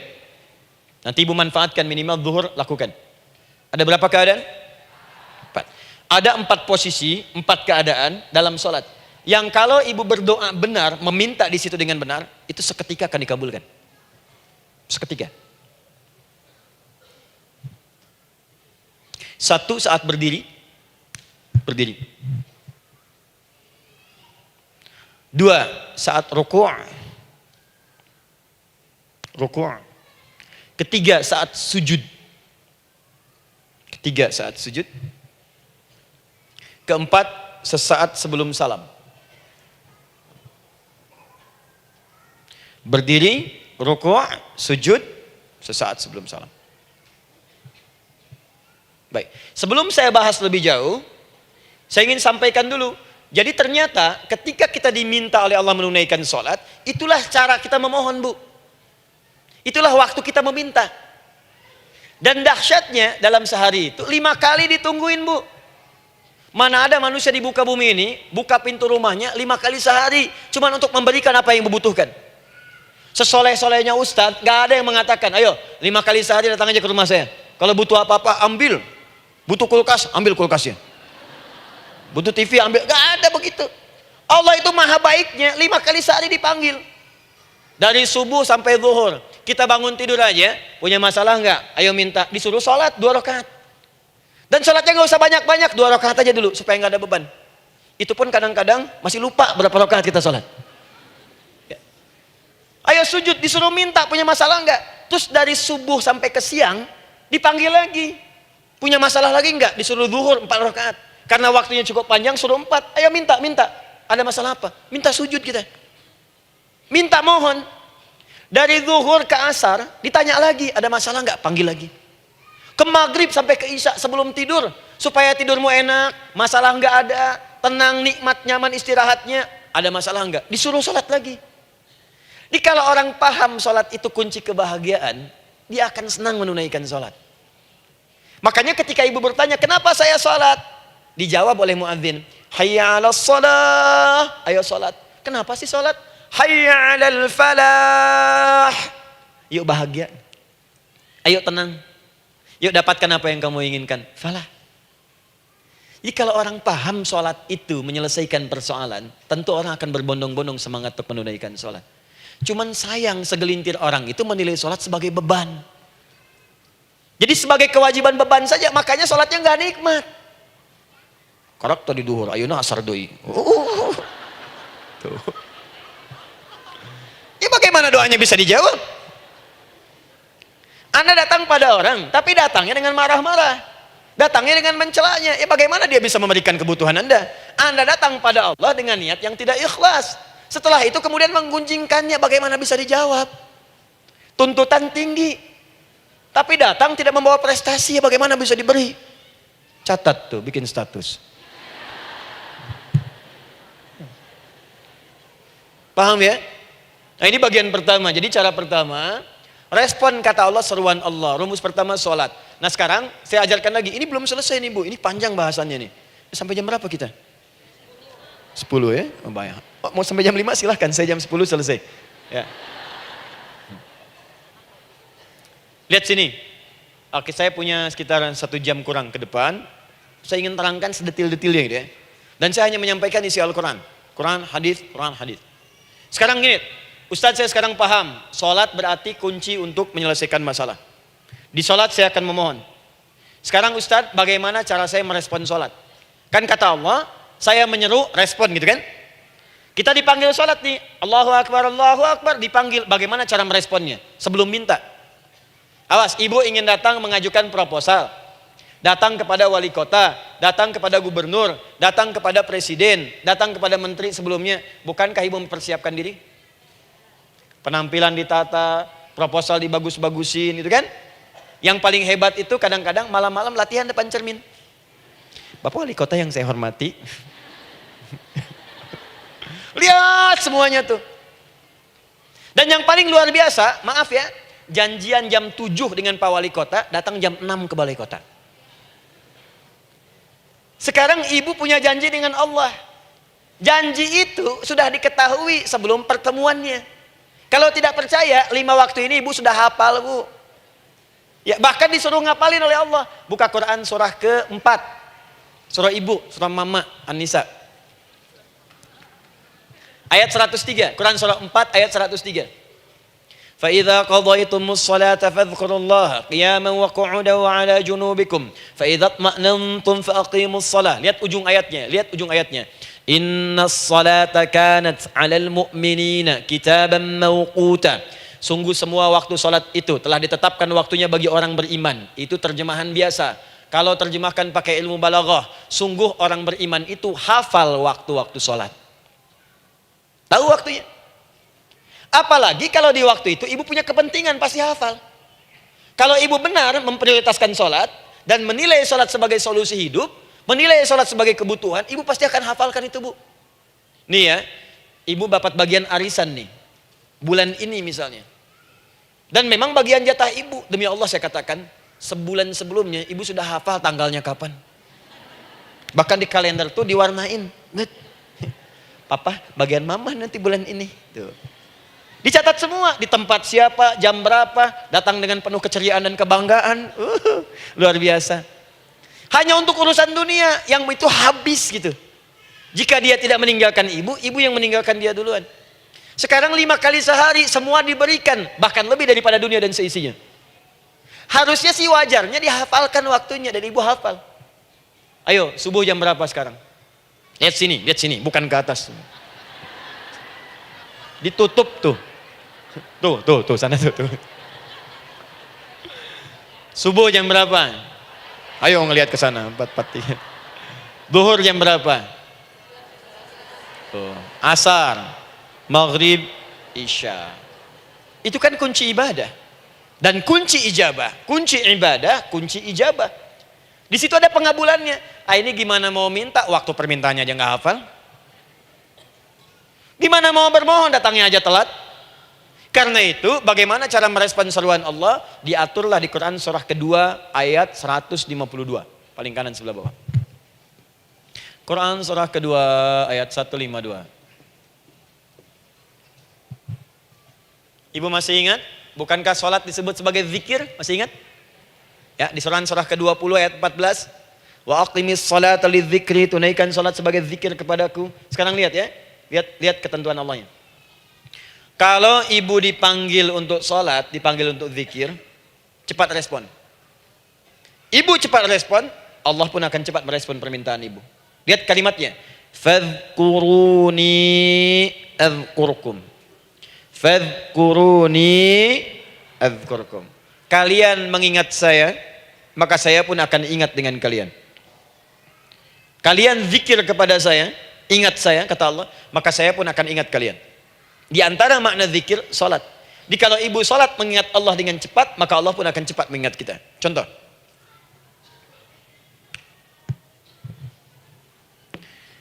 Saya ambil waktu subuh misalnya.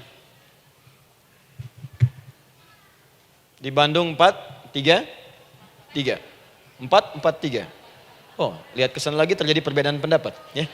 Ada yang 4:33, ada yang 4:34, ada yang 4:35 dan seterusnya. Yang ambil tengah-tengah lah, 4:35 misalnya. Orang 4:35. Lihat sini, fokus. Allahu Akbar, Allahu Akbar. 4:35. Dipanggil salat, diseru. Kan tadi rumusnya di Quran surah 2 ayat 186. Faliyastajibuli. Kalau diseru cepat jawab, gitu kan? Nah, terus diseru 4:35 adzan. Allahu Akbar, Allahu Akbar. Begitu diseru, ibu langsung datang. Ya Allah, sudah adzan, seruan nih, saya siap-siap, saya ingin minta sesuatu. Nah, orang yang datang saat dia diseru Allah, dia pun datang kemudian untuk menyerunya, maka Allah pun akan menjawab apa yang ia mohonkan saat ia bermohon kepadanya. Perhatikan, dipanggil oleh Allah lewat suara muadzin, Allahu Akbar, dia merespon cepat, siap salat. Maka dia pun ketika memanggil Allah, seketika Allah pun akan jawab padanya. Sesuai dengan kadar responnya. Dipanggil saat itu, dia menjawab. Maka Allah pun akan ingat kepadanya hanya saat dia memanggil saja. Di saat panggil, diingat. Panggil, diingat. Jelas? Ini yang hebat. Dipanggil 4:35. Allahu Akbar, Allahu Akbar. Dia sudah ingat dari sejak jam 3:45. Dia bangun jam 3. Bisa. Padahal belum dipanggil. Datang. Bahkan Masya Allah, melakukan warming up dulu. Tahajud. Istighfar. Baca Al-Quran sebelum dipanggil. Masya Allah Bu, ibu mau datang misalnya ke istana. Janjian jam 7, datang jam 6. Di situ ibu kerjakan yang baik-baik dulu. Wah, lihat. Terus kelihatan CCTV kan. Wah, ini orang bagus banget nih. Mulia, bagus. Sampah diambilin, disapu. Kelihatan. Itu ibu belum datang pun udah dipanggil duluan. Ada orang yang belum dipanggil sudah datang menghadap Allah. Tahajud dia, zikir dulu, istighfar dulu. Ini orang, maaf ya, walaupun dia belum memanggil Allah, Allah sudah menyelesaikan semua persoalannya. Di orang-orang yang selalu ingat kepada Allah, walaupun Allah dalam waktu tidak memanggilnya, maka Allah akan mengingatnya sekalipun orang ini belum bermohon kepadanya. Maka ibu nanti akan temukan orang-orang yang langsung diselesaikan persoalannya oleh Allah bahkan sebelum dia bermohon kepadanya. Ada orang yang seakan gak punya masalah Bu.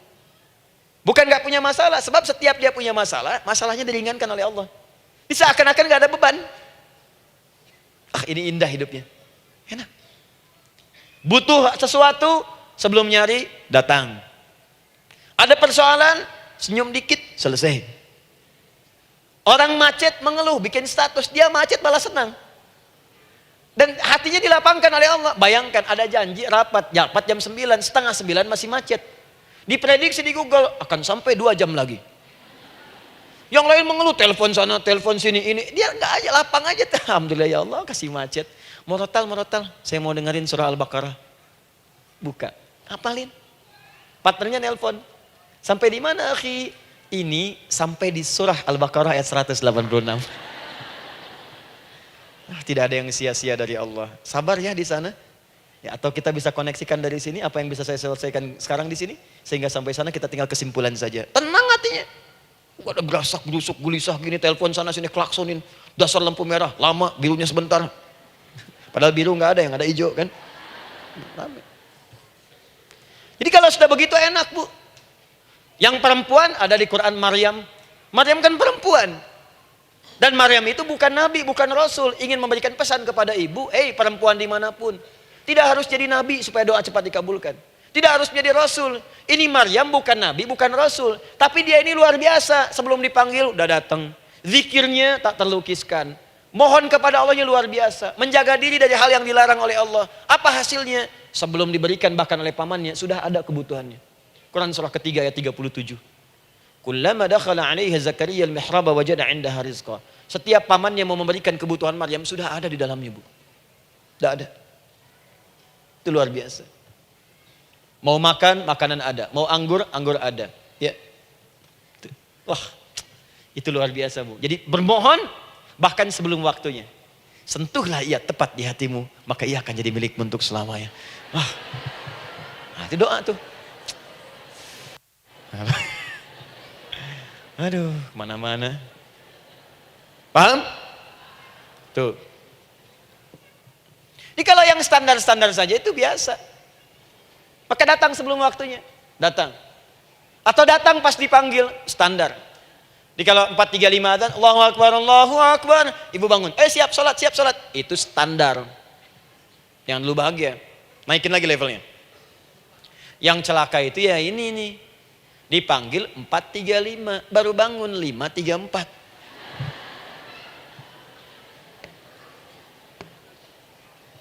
Sholat subuh belum, nuntutnya udah banyak. Ya Allah, kurang apa lagi aku bermohon kepadamu. Sudah aku meminta sekarang, sholat subuh aja belum. Jadi mana keadilannya? Jadi yang pertama, respon seruan Allah. Disitulah Allah pun akan cepat merespon apa yang kita kemudian butuhkan. Jadi yang pertama lewat sholat ya Bu ya. Ingat sholat. Dan sholat itu tadi dari 4 posisi saya ajarkan yang pertama saja satu. Supaya nggak terlampau panjang ya. Berdiri Bu. Saya ajarkan satu.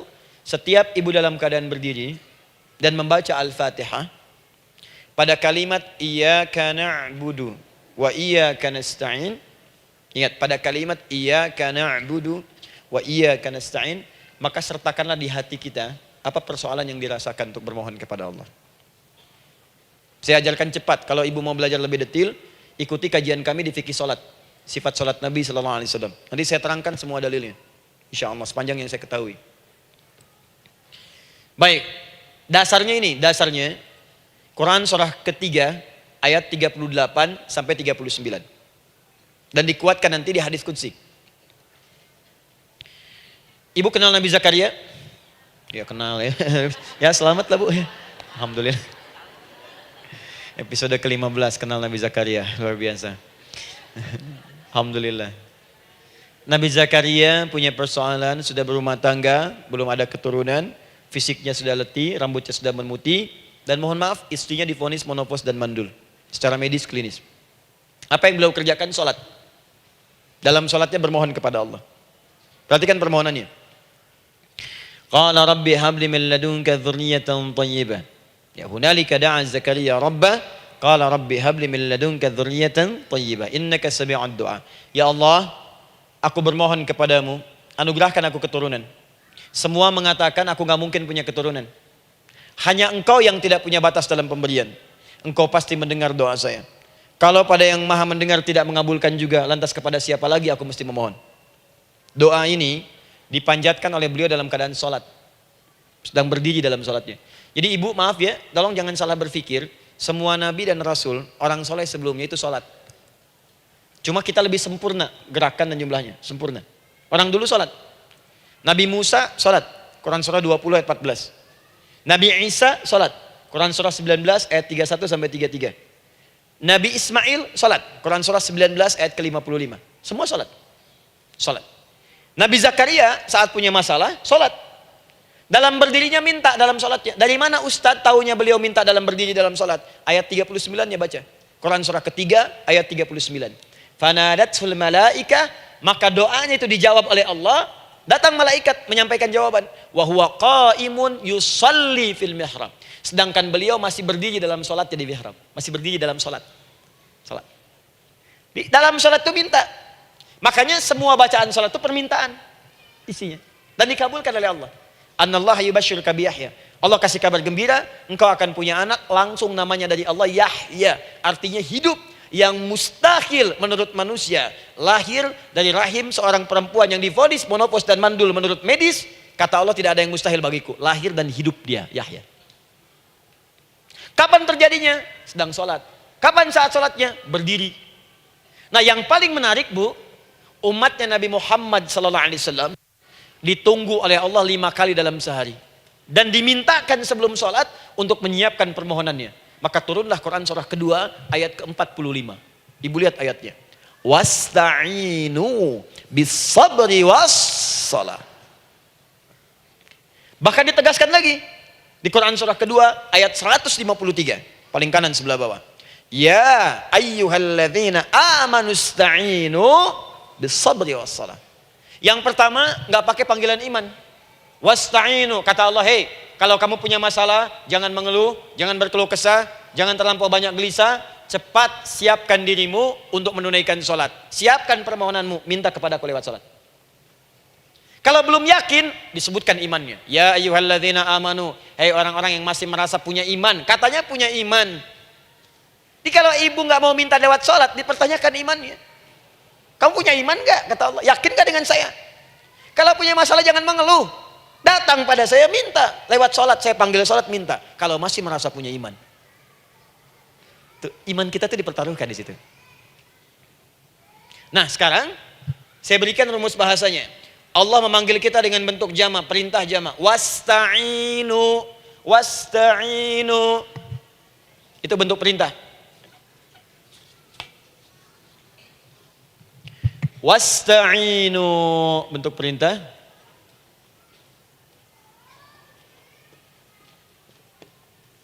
Wasta'inu.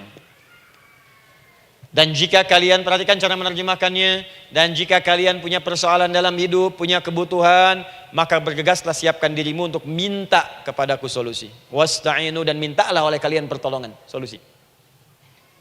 Bisabri wassalah. Pertama sabar dulu. Sebelum sholat, sabar dulu dengan itu. Tahan dulu. Terima dulu. Jangan mengeluh, terima dulu. Nanti dalam sholat minta solusi. Itu maksudnya. Punya masalah sekarang jam 9 lewat. Sabar, tahan dulu. Koreksi diri, istighfar. Nanti zuhur minta. Atau duha sekarang sholat. Datang ke masjid, sholat duha minta. Tahiyatul masjid minta sekarang. Sabar. Ini sabar, terima dulu. Jangan mengeluh, sabar. Ingat, terima, sabar. Karena Allah mustahil memberikan ujian masalah kalau kita tidak sanggup menerimanya. La yukallifullahu nafsan illa. Saya sering katakan bu ya, maaf kalau kalimat ini mungkin kurang berkenan, tapi kalimat ini nyata. Kalau ibu sekarang punya masalah seberat apapun, itu artinya hanya ibu yang sanggup untuk menerimanya. Saya tidak. Betul, karena itu persoalan itu dititipkan kepada ibu, bukan kepada seorang bernama Adi Hidayat. Ibu yang dipercaya. Ya ibu dipercaya oleh Allah. Kenapa ibu tidak yakin dengan itu? Karena cuma ibu yang bisa mengatasi. Ibu yang mampu, saya tidak. Karena itu dititipkan pada ibu. Kaidahnya la yukallifullahu nafsan illa wus'aha. Allah nggak akan berikan beban ujian masalah kalau dia nggak mampu. Artinya kalau saya nggak mampu, saya nggak dikasih. Ibu mampu, ibu diberi. Jangan mengeluh. Kenapa mesti saya ya Allah? Kamu mampu. Ya Allah, why me? Why not? Kamu yang bisa. Nah sekarang, wassalah setelah terima itu, tapi juga jangan terlampau kepedean. Memang cuma saya yang mampu ya, bikin status. Kemudian sholat, kita akan katakan, ya Allah, Engkau perintahkan saya untuk minta tolong. Sekarang saya akan minta kepadamu. Lalu kita katakan, maaf ya Allah, saya sekarang punya masalah, saya ingin bermohon kepadamu, saya ingin minta kepadamu ya Allah. Saya mohon ya Allah. Maaf Bu ya, maaf ya, sebentar. Ibu kalau punya masalah sedikit atau banyak? Banyak. Yang punya masalah ibu saja atau anak juga punya masalah? Kadang-kadang, bukankah anak yang punya masalah ibu yang minta? Bukankah suami yang punya persoalan ibu yang bermohon? Kan? Karena itu, kalau kita ingin memohon kepada Allah dengan persoalan yang kompleks mewakili yang banyak, maka pertama kalimatnya diawali dengan huruf na. Berarti kami, kita, semua. Jelas ya? Nah, ibu ingin robah kalimatnya minta tolong. Kata Allah, minta kepadaku pertolongan. Wasta'inu. Ibu ingin robah menjadi bentuk permintaan. Rubah kalimatnya menjadi nasta'in. Nasta'in. Nasta'in.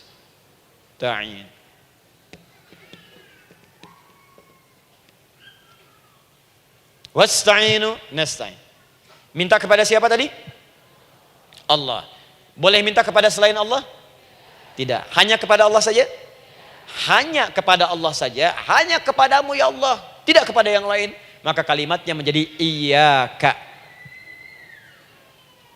Iyyaka. Hanya kepadamu saja ya Allah. Engkau berjanji, kalau ada masalah minta aku berikan. Sekarang hanya kepadamu saja ya Allah, aku bermohon. Maka kalimatnya namanya iyyaka nasta'in. Sekarang saya tanya kepada ibu, apakah dalam sholat ibu membaca kalimat iyyaka nasta'in? Tuh. Saya mau tanya, ibu bacanya saat ruku atau saat sujud? Berdiri. Gak ada orang ruku baca kalimat ini. Allahu Akbar, iyyaka na'budu wa iyyaka nasta'in. Berdiri. Iyyaka na'budu wa sekarang saya bacakan hadis qudsinya. Tersambung dari Nabi sallallahu alaihi wasallam. Qala Rasulullah sallallahu alaihi wasallam, qala Allah azza wa jalla. Allah langsung yang berfirman lewat hadis qudsi. Perhatikan bahasanya. Qasamtus shalah baini wa baina 'abdi. Saya bagi dalam salat itu dua bagian, antara hak aku dan hak hambaku. Wali 'abdi ma sa'ala. Dan jika benar hambaku menunaikan kewajibannya dengan baik, menjaga hak-hak aku, maka pada saat itu apapun yang dia minta dalam salat aku akan berikan. Apapun. Kapan itu terjadi? Perhatikan kalimatnya. Idza qala al-'abdu, kalau hamba mulai membaca dalam salatnya, alhamdulillahi rabbil alamin. Alhamdulillahi rabbil alamin, qala Allah azza wa jalla, seketika Allah menjawab, hamadani 'abdi, hambaku sedang memujiku. Ibu ingat baik-baik Bu ya. Ingat baik-baik. Setiap ibu baca Al-Fatihah dalam salat itu Allah memperhatikan dan menjawab bacaan ibu. Tadi masih ingat ketika saya katakan wa idza sa'alaka 'ibadi anni fa inni qarib, Allah itu dekat. Ya. Wa idza qala al-'abdu ar-rahmanir rahim, kalau hamba melanjutkan ar-rahmanir rahim, qala Allah azza wa jalla, Allah langsung menjawab athna 'alayya 'abdi, hambaku sedang menyanjungku. Wa idza qala al-'abdu maliki yaumiddin, ketika hamba berkata maliki yaumiddin, qala Allah azza wa jalla, Allah menjawab majjadani 'abdi, hambaku sedang mengagungkanku. Sekarang perhatikan kalimat ini. Wa idza qala al-'abdu, jika seorang hamba berkata, iyyaka na'budu wa iyyaka nasta'in, ya Allah, sekarang hamba salat ibadah atas perintahmu. Dan hamba minta ya Allah, hamba punya masalah, hamba punya persoalan, dan kau janjikan minta dalam salat. Qala Allah azza wa jalla, Allah jawab, hadza baini wa baina 'abdi, inilah perjanjian aku dengan hambaku. Wali 'abdi, kalau hambaku benar salatnya sampai bacaan ini, masalah apapun yang dia minta sekarang aku akan kabulkan. Dalam berdiri. Cuman sayang, kadang-kadang dalam keadaan ini banyak yang tidak minta. Maka caranya saya sampaikan yang pertama, kalau ibu sudah sampai ke bacaan ini, iyyaka na'budu wa iyyaka nasta'in, sertakanlah dalam hati ibu. Gak usah dilafadzkan. Sertakan ibu punya masalah apa. Atau secara umum minta solusi. Minta. Nabi itu kalau sholat, Nabi SAW kalau sholat, Itu kalau baca ayat-ayat Quran, itu seringkali berhenti, Bu. Sering berhenti. Kalau dalam ayat doa, beliau berhenti, mohonkan dengan baik. Kalau ayat-ayat surga, minta supaya umatnya ke surga. Ayat-ayat neraka, mohon supaya umatnya dibebaskan dari neraka. Minta. Kesaksiannya banyak. Hudzaifah al-Yamani pernah salat di belakang Nabi, begitu. Abdullah bin Mas'ud radhiyallahu ta'ala anhu salat di belakang Nabi, begitu. Ubay bin Ka'ab radhiyallahu ta'ala anhu salat di belakang Nabi, begitu. Di kesaksian mereka sama semua. Makanya seringkali itu nggak sadar, enak salat dengan Nabi itu. Nyaman. Kalau baca ayat surga seakan-akan pengen cepat ke surga. Kalau baca ayat doa berdoa, jadi nggak sadar. Rakaat pertama 100 ayat aja Al-Baqarah. Ya, kadang-kadang lewat ke Ali Imran. Pernah rekornya 5 juz 4 halaman, An-Nisa ayat 176 baru berhenti. Ya walaupun besoknya nggak pada ikutan lagi. Ya, karena merasa ini kapan rukunya gitu, sekarang atau nanti, sekarang atau nanti. Tapi enak. Nah saya ajarkan satu hal, kalau kita sampai pada bacaan Al-Fatihah tadi, jeda sejenak Bu, rasakan itu, minta. Minta. Setelah itu Allah ajarkan satu lafaz, kalau lafaz ini benar dibacakan oleh ibu, benar dibacakan, maka seketika doa akan dijawab. Langsung dikabulkan. Apa bacaan itu?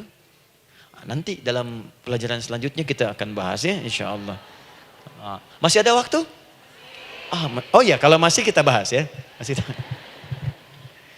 Ada sesi mau jawab pertanyaan dulu, diskusi dulu, atau saya teruskan sebentar? Teruskan ya. Baik, kalau kita sampai jam 10, saya jeda sampai ke 9.45. Jadi 15 menitnya kita bisa diskusi ya. Baik. Apa lafaz yang kita bisa mohonkan? Teruskan ayatnya. Ihdinas siratal mustaqim. Ihdinas siratal mustaqim. Ihdinas siratal mustaqim. Ini Bu, nanti Ibu lihat dalam kajian tafsir yang kami sampaikan. Juga dalam kajian fikih salat saya bahas dengan detail.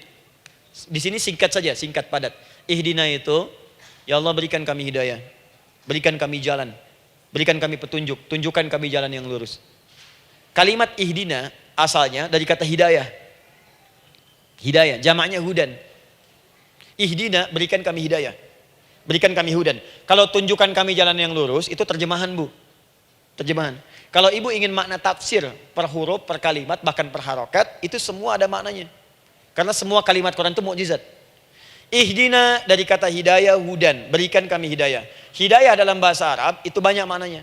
Bisa solusi dari semua persoalan. Bisa jalan menuju kemudahan. Bisa kesuksesan. Bisa petunjuk, banyak. Kalau dikumpulkan namanya hudan, hudan. Makanya Al-Quran disebut hudan karena di Quran ada semua. Solusi ada, petunjuk ada, kemudahan ada. Dzalikal kitabu la raiba fi hudal. Al-Quran hudan. Syahrul Ramadan alladzi unzila fihi al-Quran hudan linnas. Isi Quran semua hudan. Di situ ada solusi. Di situ ada petunjuk. Di situ ada kemudahan. Kalau kita ingin minta semua itu, kalimatnya dikatakan fi'il amr lit talab. Permohonan dalam bentuk kalimat permintaan. Ihdina, berikan kepada kami hudan. Kalau sudah mengatakan ihdina artinya minta solusi, minta kemudahan, minta petunjuk. Jadi ketika Ibu mengucapkan kalimat ihdinas siratal mustaqim, itu artinya ya Allah berikan kepada kami solusi dari masalah yang sedang saya hadapi. Berikan petunjuk dari persoalan yang sedang saya jalani. Berikan kemudahan ya Allah dari kesulitan yang tengah saya hadapi. As-siratal mustaqim, yang lurus, yang gampang. Karena jalan yang gampang itu lurus, gak berkelok Bu. Langsung ke tujuan. Saya mau ke sini jalannya belok-belok, gak langsung kan gak enak. Ibu mau ke satu undangan, jalannya belok sini, belok sini, belok sini, belok sini. Kelokan 9, kelokan 7, kelokan 8. Ya. Kan rasanya berliku. Ibu ingin mendapatkan solusi, tapi dilempar-lempar. Ke sini dulu, berkelok. Sini dulu, sini dulu, sini dulu. Kenapa gak Ibu lurus dapatkan langsung? Dalam bahasa Arab, apalagi kalimat yang fasih, mendapatkan sesuatu dengan gampang, dengan mudah. As-siratal mustaqim, lurus ke tujuan, cepat, mudah. Apalagi ke surga nanti, tunjukkan kami jalan yang lurus, yang benar, hak dari Allah dan mudah didapatkan. Itu maksudnya. Ini bukan sekedar tunjukkan jalan yang lurus, solusi yang mudah, yang gampang, yang cepat. Paham di sini ya? Seperti orang-orang dulu mendapatkannya. Siratal ladzina an'amta 'alaihim. Seperti orang dulu mendapatkan semua kenikmatan ketika mereka bermohon kepadamu ya Allah. Siapa mereka? Ada 4 golongan disebutkan di Quran surah keempat ayat 69. Ada para nabi, orang-orang jujur siddiqin, para syuhada dan orang-orang soleh. Ya, wa may yuti'illaha wa rasul fa ulaika ma'al ladzina an'ama Allahu 'alaihim minan nabiyyina was-siddiqina wasyuhada was-shalihin. Para nabi dulu berdoa, ya Allah, saya ada masalah, dikabulkan. Kita minta, ya Allah, sekarang saya berdoa, tolong kabulkan seperti nabi-nabi dulu dikabulkan. Nabi Ayub sakit, berdoa dikabulkan. Kita sakit, dikabulkan. Nabi Ibrahim ada ujian, dikabulkan. Nabi Ibrahim punya ujian dengan anak. Kita ada ujian dengan anak, minta dikabulkan. Anak-anak berselisih, ada yang dendam, yang iri. Seperti anaknya Nabi Yakub. Nabi Yakub berdoa, dikabulkan. Kita minta, dikabulkan. Ada syuhada, berdoa, dikabulkan. Kita minta, dikabulkan. Orang soleh berdoa, minta, dikabulkan. Kita minta, dikabulkan. Ya Allah, seperti engkau kabulkan doa orang-orang dulu yang melahirkan nikmat, mohon kabulkan kami yang minta sekarang dan mendapatkan kenikmatan itu. Itu maksudnya. Ya, siratal ladzina an'amta 'alaihim. Siapa an'amta 'alaihim di sini? Ulaikal ladzina an'amallahu 'alaihim. Sama persis kalimatnya. Minan nabiyyina was-siddiqina wasyuhada'i was-shalihin. Jadi jangan diartikan sebatas terjemahan. Walaupun di musim haji sekarang itu bisa dipakai. Saya tugas 2010 di Mekah. Ada jemaah kesasar, lupa maktab. Kemudian ingin balik, nggak tahu jalan. Dia ketemu askar. Askar nggak bisa bahasa Indonesia, dia nggak bisa bahasa Arab. Tapi dia hafal Al-Fatihah. Datang kepada askar, dia tunjukkan gelangnya. Pak, ihdinas siratal mustaqim. Tunjukkan saya jalan yang lurus. Bikin gelang. Askar gak bisa bahasa Indonesia. Dikasih bahasa Arab gak paham-paham. Tapi askar ini pun cerdas. Dia tunjuk, dia lihat gelangnya. Oh, maktab sana. Siratal ladzina an'amta 'alaihim ghairil maghdubi 'alaihim waladdallin. Lurus, jangan belok-belok. Kalau belok nanti engkau tersesat atau dicaci maki orang. Maghdub ya dicela orang. Dhalin tersesat, kan? Jangan dicela, jangan sesat, lurus. Tapi kalau dalam berdoa dalam sholat minta di hati hadirkan. Jelas ya? Nah, itu posisi pertama. Jadi pertama minta lewat sholat. Yang kedua cepat rajin istighfar, Bu. Saya cepat ya, rajin istighfar. Saya ada 7 menit lagi. Ibu rajin istighfar. Astaghfirullah, astaghfirullah, astaghfirullah, astaghfirullah. Itu yang paling singkat. Astaghfirullahaladzim, astaghfirullahaladzim, astaghfirullahaladzim. Itu yang menengah. Astaghfirullahaladzim, alladzi la ilaha illa huwal hayyul qayyum wa natubu ilaihi. Astaghfirullahaladzim, alladzi la ilaha illa huwal hayyul qayyum wa natubu ilaihi. Astaghfirullahaladzim, alladzi la ilaha illa huwal hayyul qayyum wa natubu ilaihi. Itu yang cukup panjang. Ibu rajin istighfar. Orang yang rajin istighfar itu diantara yang disebutkan dalam riwayat-riwayat adalah orang-orang yang cepat dijawab doanya. Hanya dengan istighfarnya. Jadi dia tuh punya keinginan, dia nggak katakan. Jadi keinginan di benaknya dia, terus dia istighfar. Astagfirullah, astagfirullah, astagfirullah. Itu kalau benar rajin istighfar, seketika dikabulkan. Cepat. Ada seorang yang hidup, ini tukang roti. Di zaman Imam Ahmad bin Hanbal. Saya pernah kisahkan ini di beberapa keadaan. Orang ini itu ahli istighfar. Jadi maaf ya Bu ya, bukan istighfarnya pas ada keperluan aja, bukan. Ada ta'lim ustaz tadi, sab pertama astagfirullah, astagfirullah, astagfirullah, bukan. Besok ada arisan, astagfirullah, astagfirullah, bukan. Jadi bukan ada keperluan istighfar, bukan. Orang ini membiasa istighfar. Jadi setiap mengerjakan apapun dia istighfar. Mau minum, bismillah, astagfirullah, astagfirullah. Dia setiap buka adonan, astagfirullah, astagfirullah. Nah, satu ketika Imam Ahmad itu nggak tahu kenapa pengen datang ke daerah itu. Ya kalau misalnya ibu tinggal di Cicahem, misalnya kan Imam Ahmad tiba-tiba pengen ke Cicahem aja. Terus karena lelah, mampir ke masjid. Istirahat di dalam masjid. Tiba-tiba kata penjaga masjidnya, DKM-nya, marbotnya, ya Syekh, idhab, pergi, nggak boleh tiduran di sini. Kata Imam Ahmad, saya kan cuma numpang istirahat, nggak boleh keluar. Dan dia nggak tahu kalau itu imam besar.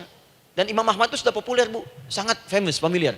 Cuman orang kan nggak pernah lihat wajahnya. Dulu kan nggak ada Facebook, nggak ada Instagram, nggak ada handphone, nggak ada apa-apa. Jadi kalau orang terima Ahmad, ya Ahmad aja kemana-mana. Oh, ada Imam Ahmad, dia Imam Ahmad, Imam besar, Imam Syafi'i, Imam besar. Tapi nggak pernah lihat. Sekarang kan udah kelihatan. Ya, udah kelihatan. Sekarang banyak. Makanya orang dulu tuh senang begitu tahu, dikasih tahu Nabi aja ke Madinah Bu, nggak ada yang tahu kalau itu Nabi Muhammad kalau belum pernah lihat. Karena beliau di bawah, Abu Bakar di atas. Abu Bakar kan naik kan, untanya Nabi. Nabi Muhammad pas di bawah gantian tuh di jalan. Orang mengira yang di atas unta Nabi Muhammad. Padahal Nabi Muhammad yang jalan kaki, nggak kelihatan. Makanya responnya bola ketika tahu Nabi, senang luar biasa. Minta doa, minta ini, minta itu. Orang sekarang tidak. Karena sering banyak lihat di TV, media sosial, begitu ketemu, minta foto. Ini lain kisahnya. Nggak tahu dia, pergi keluar. Kata Imam Ahmad, ya sudah, keluar beliau. Nggak mau ribut. Istirahat di luar. Di pelataran. Di sini juga nggak boleh. Lihat kalimatnya. Barwah, keluar, pergi. Barwah itu kasar, Bu. Begitu kemudian di debat lagi, saya cuma di luar. Rawah itu dari kata roh, Bu. Itu paling kasar. Artinya keluar dengan roh-rohnya sekalian. Rohnya pun jangan di sini. Ya. Jadi kalau ibu nanti di Masjidil Haram misalnya kan, ada kalimat itu artinya kesal, Bu, askarnya. Ya. Keluar. Misalnya idza bi anti. Enggak mau, saya mau di sini. Ya. Barwa, pergi. Sampai ke rawah dengan roh-rohnya. Itu artinya ibu disuruh pergi. Ya, bukan jangan mengelak lagi. Rawah. Saya bukan rawah, saya rohayati. Suruh pergi. Pergi. Imam Ahmad pergi tuh akhirnya. Pergi, di jalan kelihatan lah tukang roti tadi. Begitu kelihatan capek lah dipanggil, Syekh, kayaknya lelah, istirahat di sini. Dan tukang roti pun nggak tahu kali itu Imam Ahmad. Begitu istirahat, duduk, kelihatan lah Imam Ahmad setiap buka adonan, astagfirullah. Bikin lagi, astagfirullah. Imam Ahmad tahu faidah itu. Tapi ingin menguji tukang roti ini, ditanya. Ya akhi, kamu ini kenapa setiap Anda menanam adonan itu, tepung itu, Anda mengucapkan istighfar? Astagfirullah. Perhatikan jawabannya. Wallahi demi Allah, tidak pernah saya beristighfar dalam setiap aktivitas saya, kecuali Allah selalu mengabulkan doa yang saya mohonkan. Di setiap minta, astagfirullah, itu dikabulkan.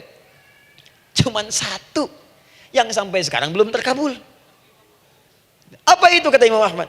Saya ini selalu bermohon kepada Allah, ya Allah, mohon sebelum saya wafat atau setelah ia wafat, pertemukan saya ya Allah dengan Imam Ahmad bin Hambal. Sebelum saya yang wafat atau Imam Ahmad. Kata Imam Ahmad, astagfirullah. Allahu Akbar. Itu mungkin yang memperjalankan saya kemari. Tiba-tiba pengen ke sini, sampai diusir keluar dari rumah Allah dari masjid, sampai di sini karena istighfar Anda. Sayalah Imam Ahmad bin Hambal. Astagfirullah. Imam Ahmad ke situ datang. Tolong jangan lakukan pada saya. Salah di hidayat ya Allah. Astagfirullah. Saya jawab lagi dari sana. La haula wala quwata illa billah. Ini istighfar. Nah, kapan istighfar yang baik? Istighfar yang baik dilakukan setelah tahajud sebelum fajar. Saya ulang ya. Setelah tahajud sebelum fajar. Dalilnya Quran surah ke-51 ayat 18. Baca dari ayat 15 sampai 18-nya. Jadi ibu kalau mau seperti itu, rajin tahajud dulu, Bu. Tahajud. Setelah itu biasakan istighfar. Itu latihan dulu, itu baru latihan. Ingat ya, istighfar menjelang fajar di waktu sahar, itu baru latihan. Astagfirullah. Nanti kalau sudah banyak latihan, ibu akan refleks. Mau duduk masuk mobil, astagfirullah. Duduk mau makan, astagfirullah. Ya, kadang-kadang ibu mau ambil handphone, astagfirullah. Itu refleks di lisan kita keluar. Ahli istighfar itu gak direncanakan keluar di lisannya. Astagfirullah. Kalau sudah seperti itu, berbahagialah. Karena apapun kadang ibu inginkan, sepanjang itu ibu butuhkan, seketika dikabulkan. Ya. Yang ketiga, yang terakhir. Sudah 9:45, boleh sedikit? Ya, yang terakhir ya, terakhir. Jangan khawatir, setelah ini selesai. Jangan khawatir. Yang ketiga, ini amalan yang paling dahsyat. Jadi yang pertama minta dikabulkan. Yang kedua baru istighfar dikabulkan. Yang ketiga nggak ngapa-ngapain dijawab. Artinya baru terbersit, ada keinginan jawab seketika. Amalan yang ketiga ini adalah amalan yang dikerjakan karena cinta kepada Allah Subhanahu wa taala. Mahabbatillah, kecintaan kepada Allah. Amalan yang dikerjakan karena cinta kepada Allah Subhanahu wa taala. Amalannya mencintai Allah. Beda, Bu. Salat dengan cinta dibandingkan dengan sholat karena memenuhi kebutuhan atau kewajiban saja, itu akan lain. Ibu kalau benar-benar mencintai Allah, maka dalam sholat pun persiapannya akan beda. Saya beri contoh gini ya. Dari pakaian akan lain kata Al-Quran. Quran surah 7 ayat 31. Ya bani Adam khudhu zinatakum inda kulli masjid. Hei anak cucu Adam, kalau ada panggilan dari masjid, kenakan pakaian terindahmu. Di orang-orang yang mencintai Allah saat akan sholat, dia akan perhatikan dari pakaiannya.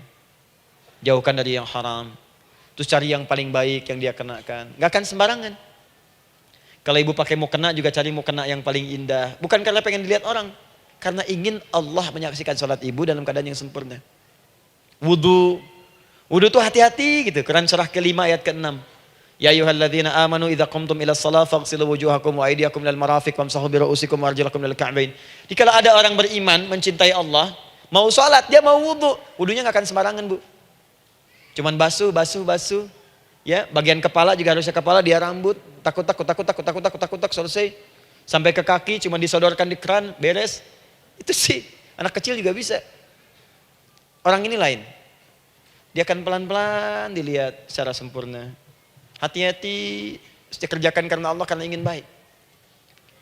Kalau orang sholat, hanya kebutuhan saja, maka yang penting dia takbir sampai salam selesai. Tapi ini tidak, dia akan pelajari bagaimana Nabi mengajarkan sholat yang benar. Bagaimana bacaan saya benar. Dia belajar ngaji supaya benar bacaan Fatihahnya. Dia belajar dengan baik supaya khusyuk di dalam sholatnya. Dia pahami satu-satu. Apa artinya Allahu Akbar? Apa artinya Subhana Rabbiyal Azim? Apa artinya Subhana Rabbiyal A'la? Apa artinya Sami Allahu liman hamidah? Dipahami. Di begitu dia sholat baru takbir sudah paham isinya. Jika ada orang seperti ini, dia mengerjakan apa yang Allah perintahkan karena cinta dengan Allah. Dia berzakat karena ingin mencintai Allah. Dia berinfak karena cinta dengan Allah, bukan karena uangnya. Pokoknya kalau orang cinta itu, Bu, setiap pecinta, dia akan memberikan apapun pada yang dicintai. Walaupun tak diminta. Dan pecinta itu sifatnya, kalau yang dicintainya senang sesuatu, akan otomatis ikut senang. Ibu misalnya senang ya dengan pasangan sebelum menikah. Pasangan senang kucing, ibu akan terpaksa senang kucing. Ibu cinta dengan anak, semua akan diikuti apa yang diinginkan. Seperti itu, cinta itu butuh pembuktian. Karena itu sering saya katakan pada akhwat ya yang belum menikah, yang masih muda-muda belum menikah, cinta itu butuh pembuktian. Jadi jangan percaya kalau ada orang yang bicara di lisannya nggak ada buktinya. Aku akan seperti Dilan membawamu dalam motorku. Katakan padanya, aku tak butuh dengan rayuan kata-katamu. Itu hanya angin surga. Yang kubutuhkan, tuliskan namaku di buku nikah kita. Wah, catat. Itu caranya. Main ke Taman Dilan, cuman boncengan. Seakan dunia milik berdua, yang lain nggak ada. Gombal. Udah ya? Jelas?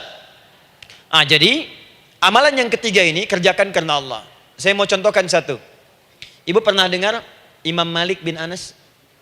Pernah ya? Gurunya Al-Imam Asy-Syafi'i, Imam Malik bin Anas, lahir di kisaran tahun 94-95 Hijrah. Siap, Kang Dan.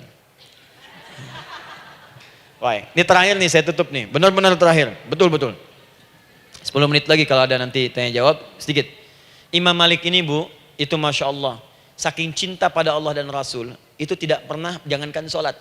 Dalam beliau memberikan fatwa pun, akan mencari pakaian yang paling bagus. Paling indah.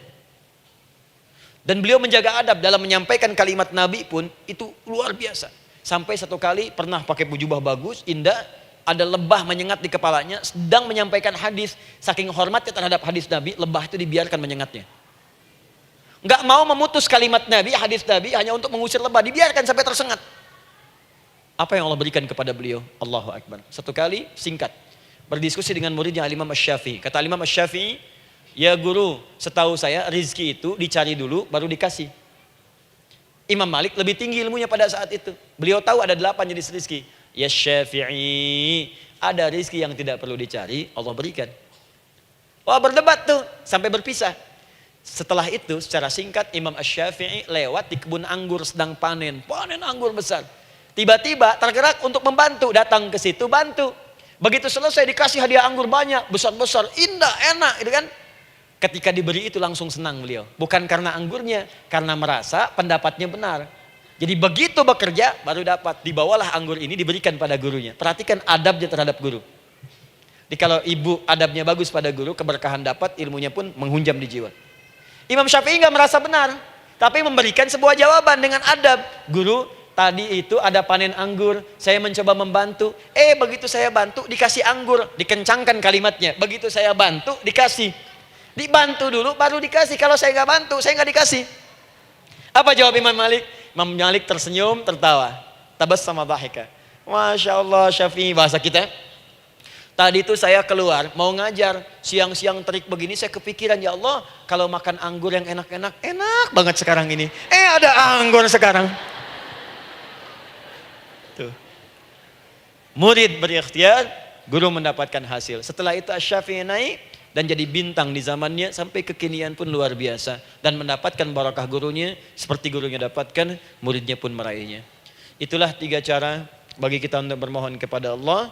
Jika ingin dipercepat oleh Allah, bisa lewat salat, bisa lewat istighfar, bisa juga dengan menciptakan amalan-amalan, atau mengikuti amalan-amalan yang dicintakan atau ditujukan untuk mencintai Allah Subhanahu wa taala. Ibu bisa paham ini?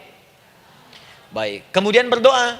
Tapi yang jadi masalah, Ustadz, ketika berdoa kok belum dikabulkan juga? Apa ciri doa dikabulkan? Seperti apa kita tahu doa kita dikabulkan? Itu mungkin kita bahas di episode yang berbeda insyaallah. Alhamdulillahi rabbil alamin. Ar-Rahmanir Rahim. Maliki yaumiddin. Iyyaka na'budu wa iyyaka nasta'in. Ihdinas siratal mustaqim. Siratal ladzina an'amta 'alaihim ghairil maghdubi 'alaihim waladdallin. Allahumma nahmaduka hamdan syakirin, hamdan na'imin, hamdan yuwafi ni'amahu wa yukafi'u mazidah. Ya Rabbana lakal hamdu wa lakal syukru kama yanbaghi li jalali wajhikal karim wa li 'azimi sultanik. Allahumma salli wa sallim barik ala rasulikal karim, nabiyyikal amin, sayyidina Muhammadin wa ala alihi wa sahbihi wa ummatihi ila yaumiddin.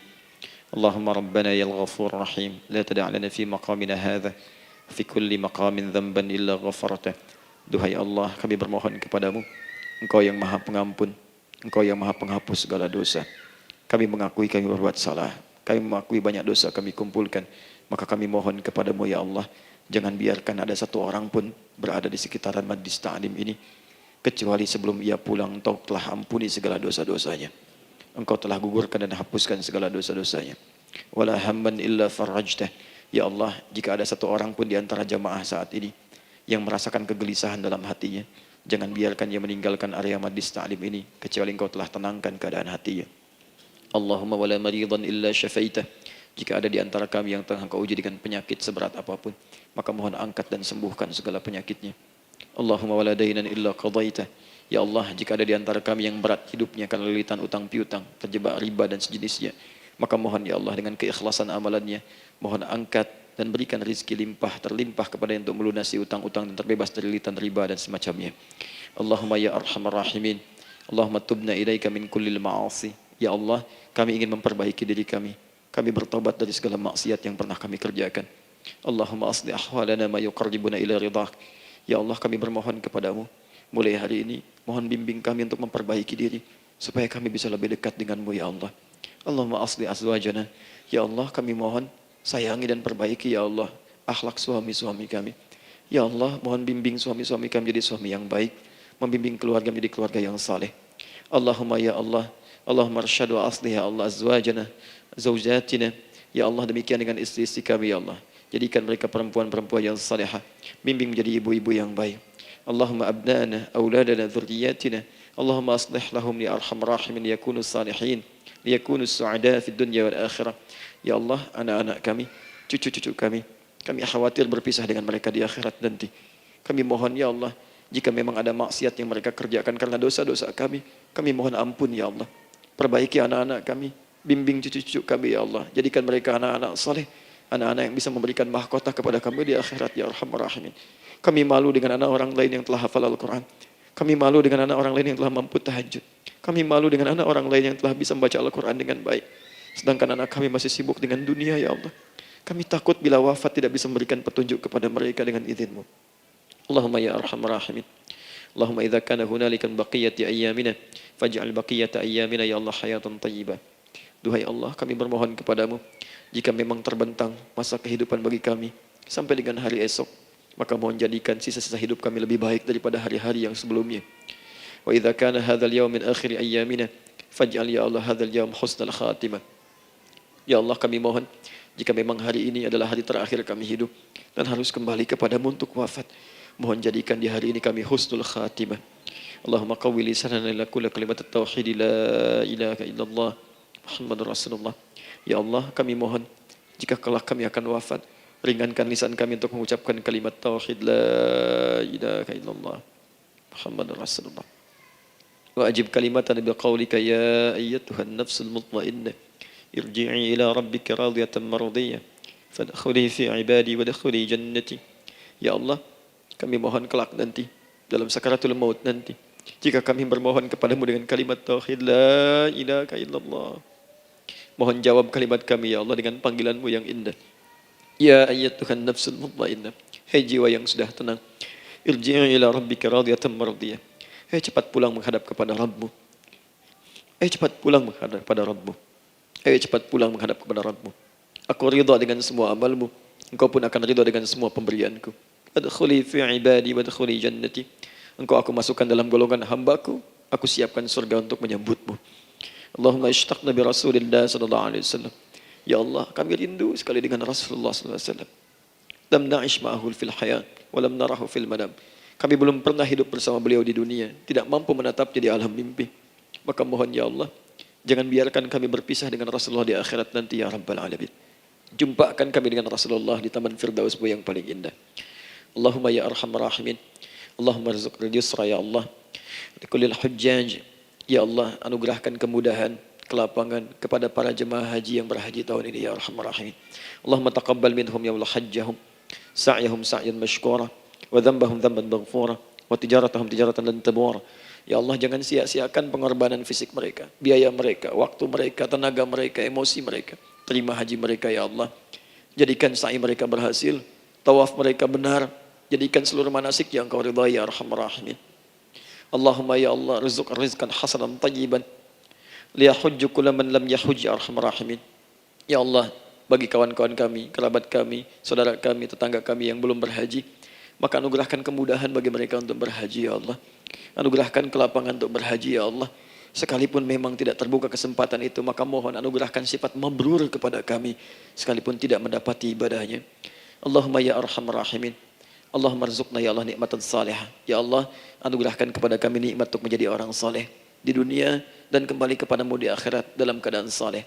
Alhiqna bis salihin ma'al ladzina an'amta 'alaihim minan nabiyyin was-siddiqin wasyuhada was-salihin wa hasuna ulaika rafiqa. Ya Allah, kumpulkan kelak kami di surga dengan para nabi, orang-orang saleh, para syuhada, orang-orang yang benar di hadapanmu. Itulah nikmat terbaik yang mampu kami dapatkan. Allahumma ya Rabb, Allahumma aslih Allah qulubana, ati anfusana taqwaha, wa zakkiha anta khairu man zakkaha, anta waliyuha wa maulaha. Ya Allah, jika memang kami telah engkau anggap baik sampai dengan pagi hari ini, maka mohon jaga kami dalam keadaan baik sampai wafat ya Allah. Berikan kami kekuatan untuk istiqamah, jauhkan kami dari pengaruh nafsu ya arhamar rahimin. Ya Allah, jika ada saat ini orang-orang yang menyakiti kami ya Allah, berkhianat kepada kami ya Allah, menzalimi kami, maka mohon ampuni dosa mereka ya Allah. Maafkan mereka ya Allah. Bimbing mereka untuk sadar dan bertobat ya Allah. Titipkan dalam jiwa kami sifat untuk saling menyayangi ya Allah.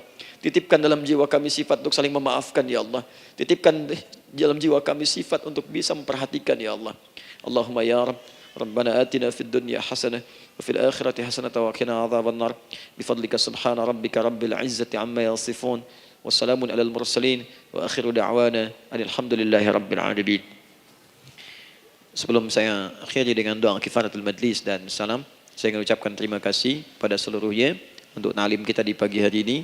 Semoga Allah menerima semuanya dan semoga Allah muliakan. Dan terkhusus juga untuk Kang Daan, terima kasih untuk kali ini dan semoga istiqamah dalam kebaikan dan Masya Allah amin, amin. Beliau menginspirasi dan saya ingin menjadikan juga beliau sahabat dalam kehidupan untuk seluruhnya. Amin. Dan sahabat terbaik selalu memberikan yang terbaik untuk sahabatnya.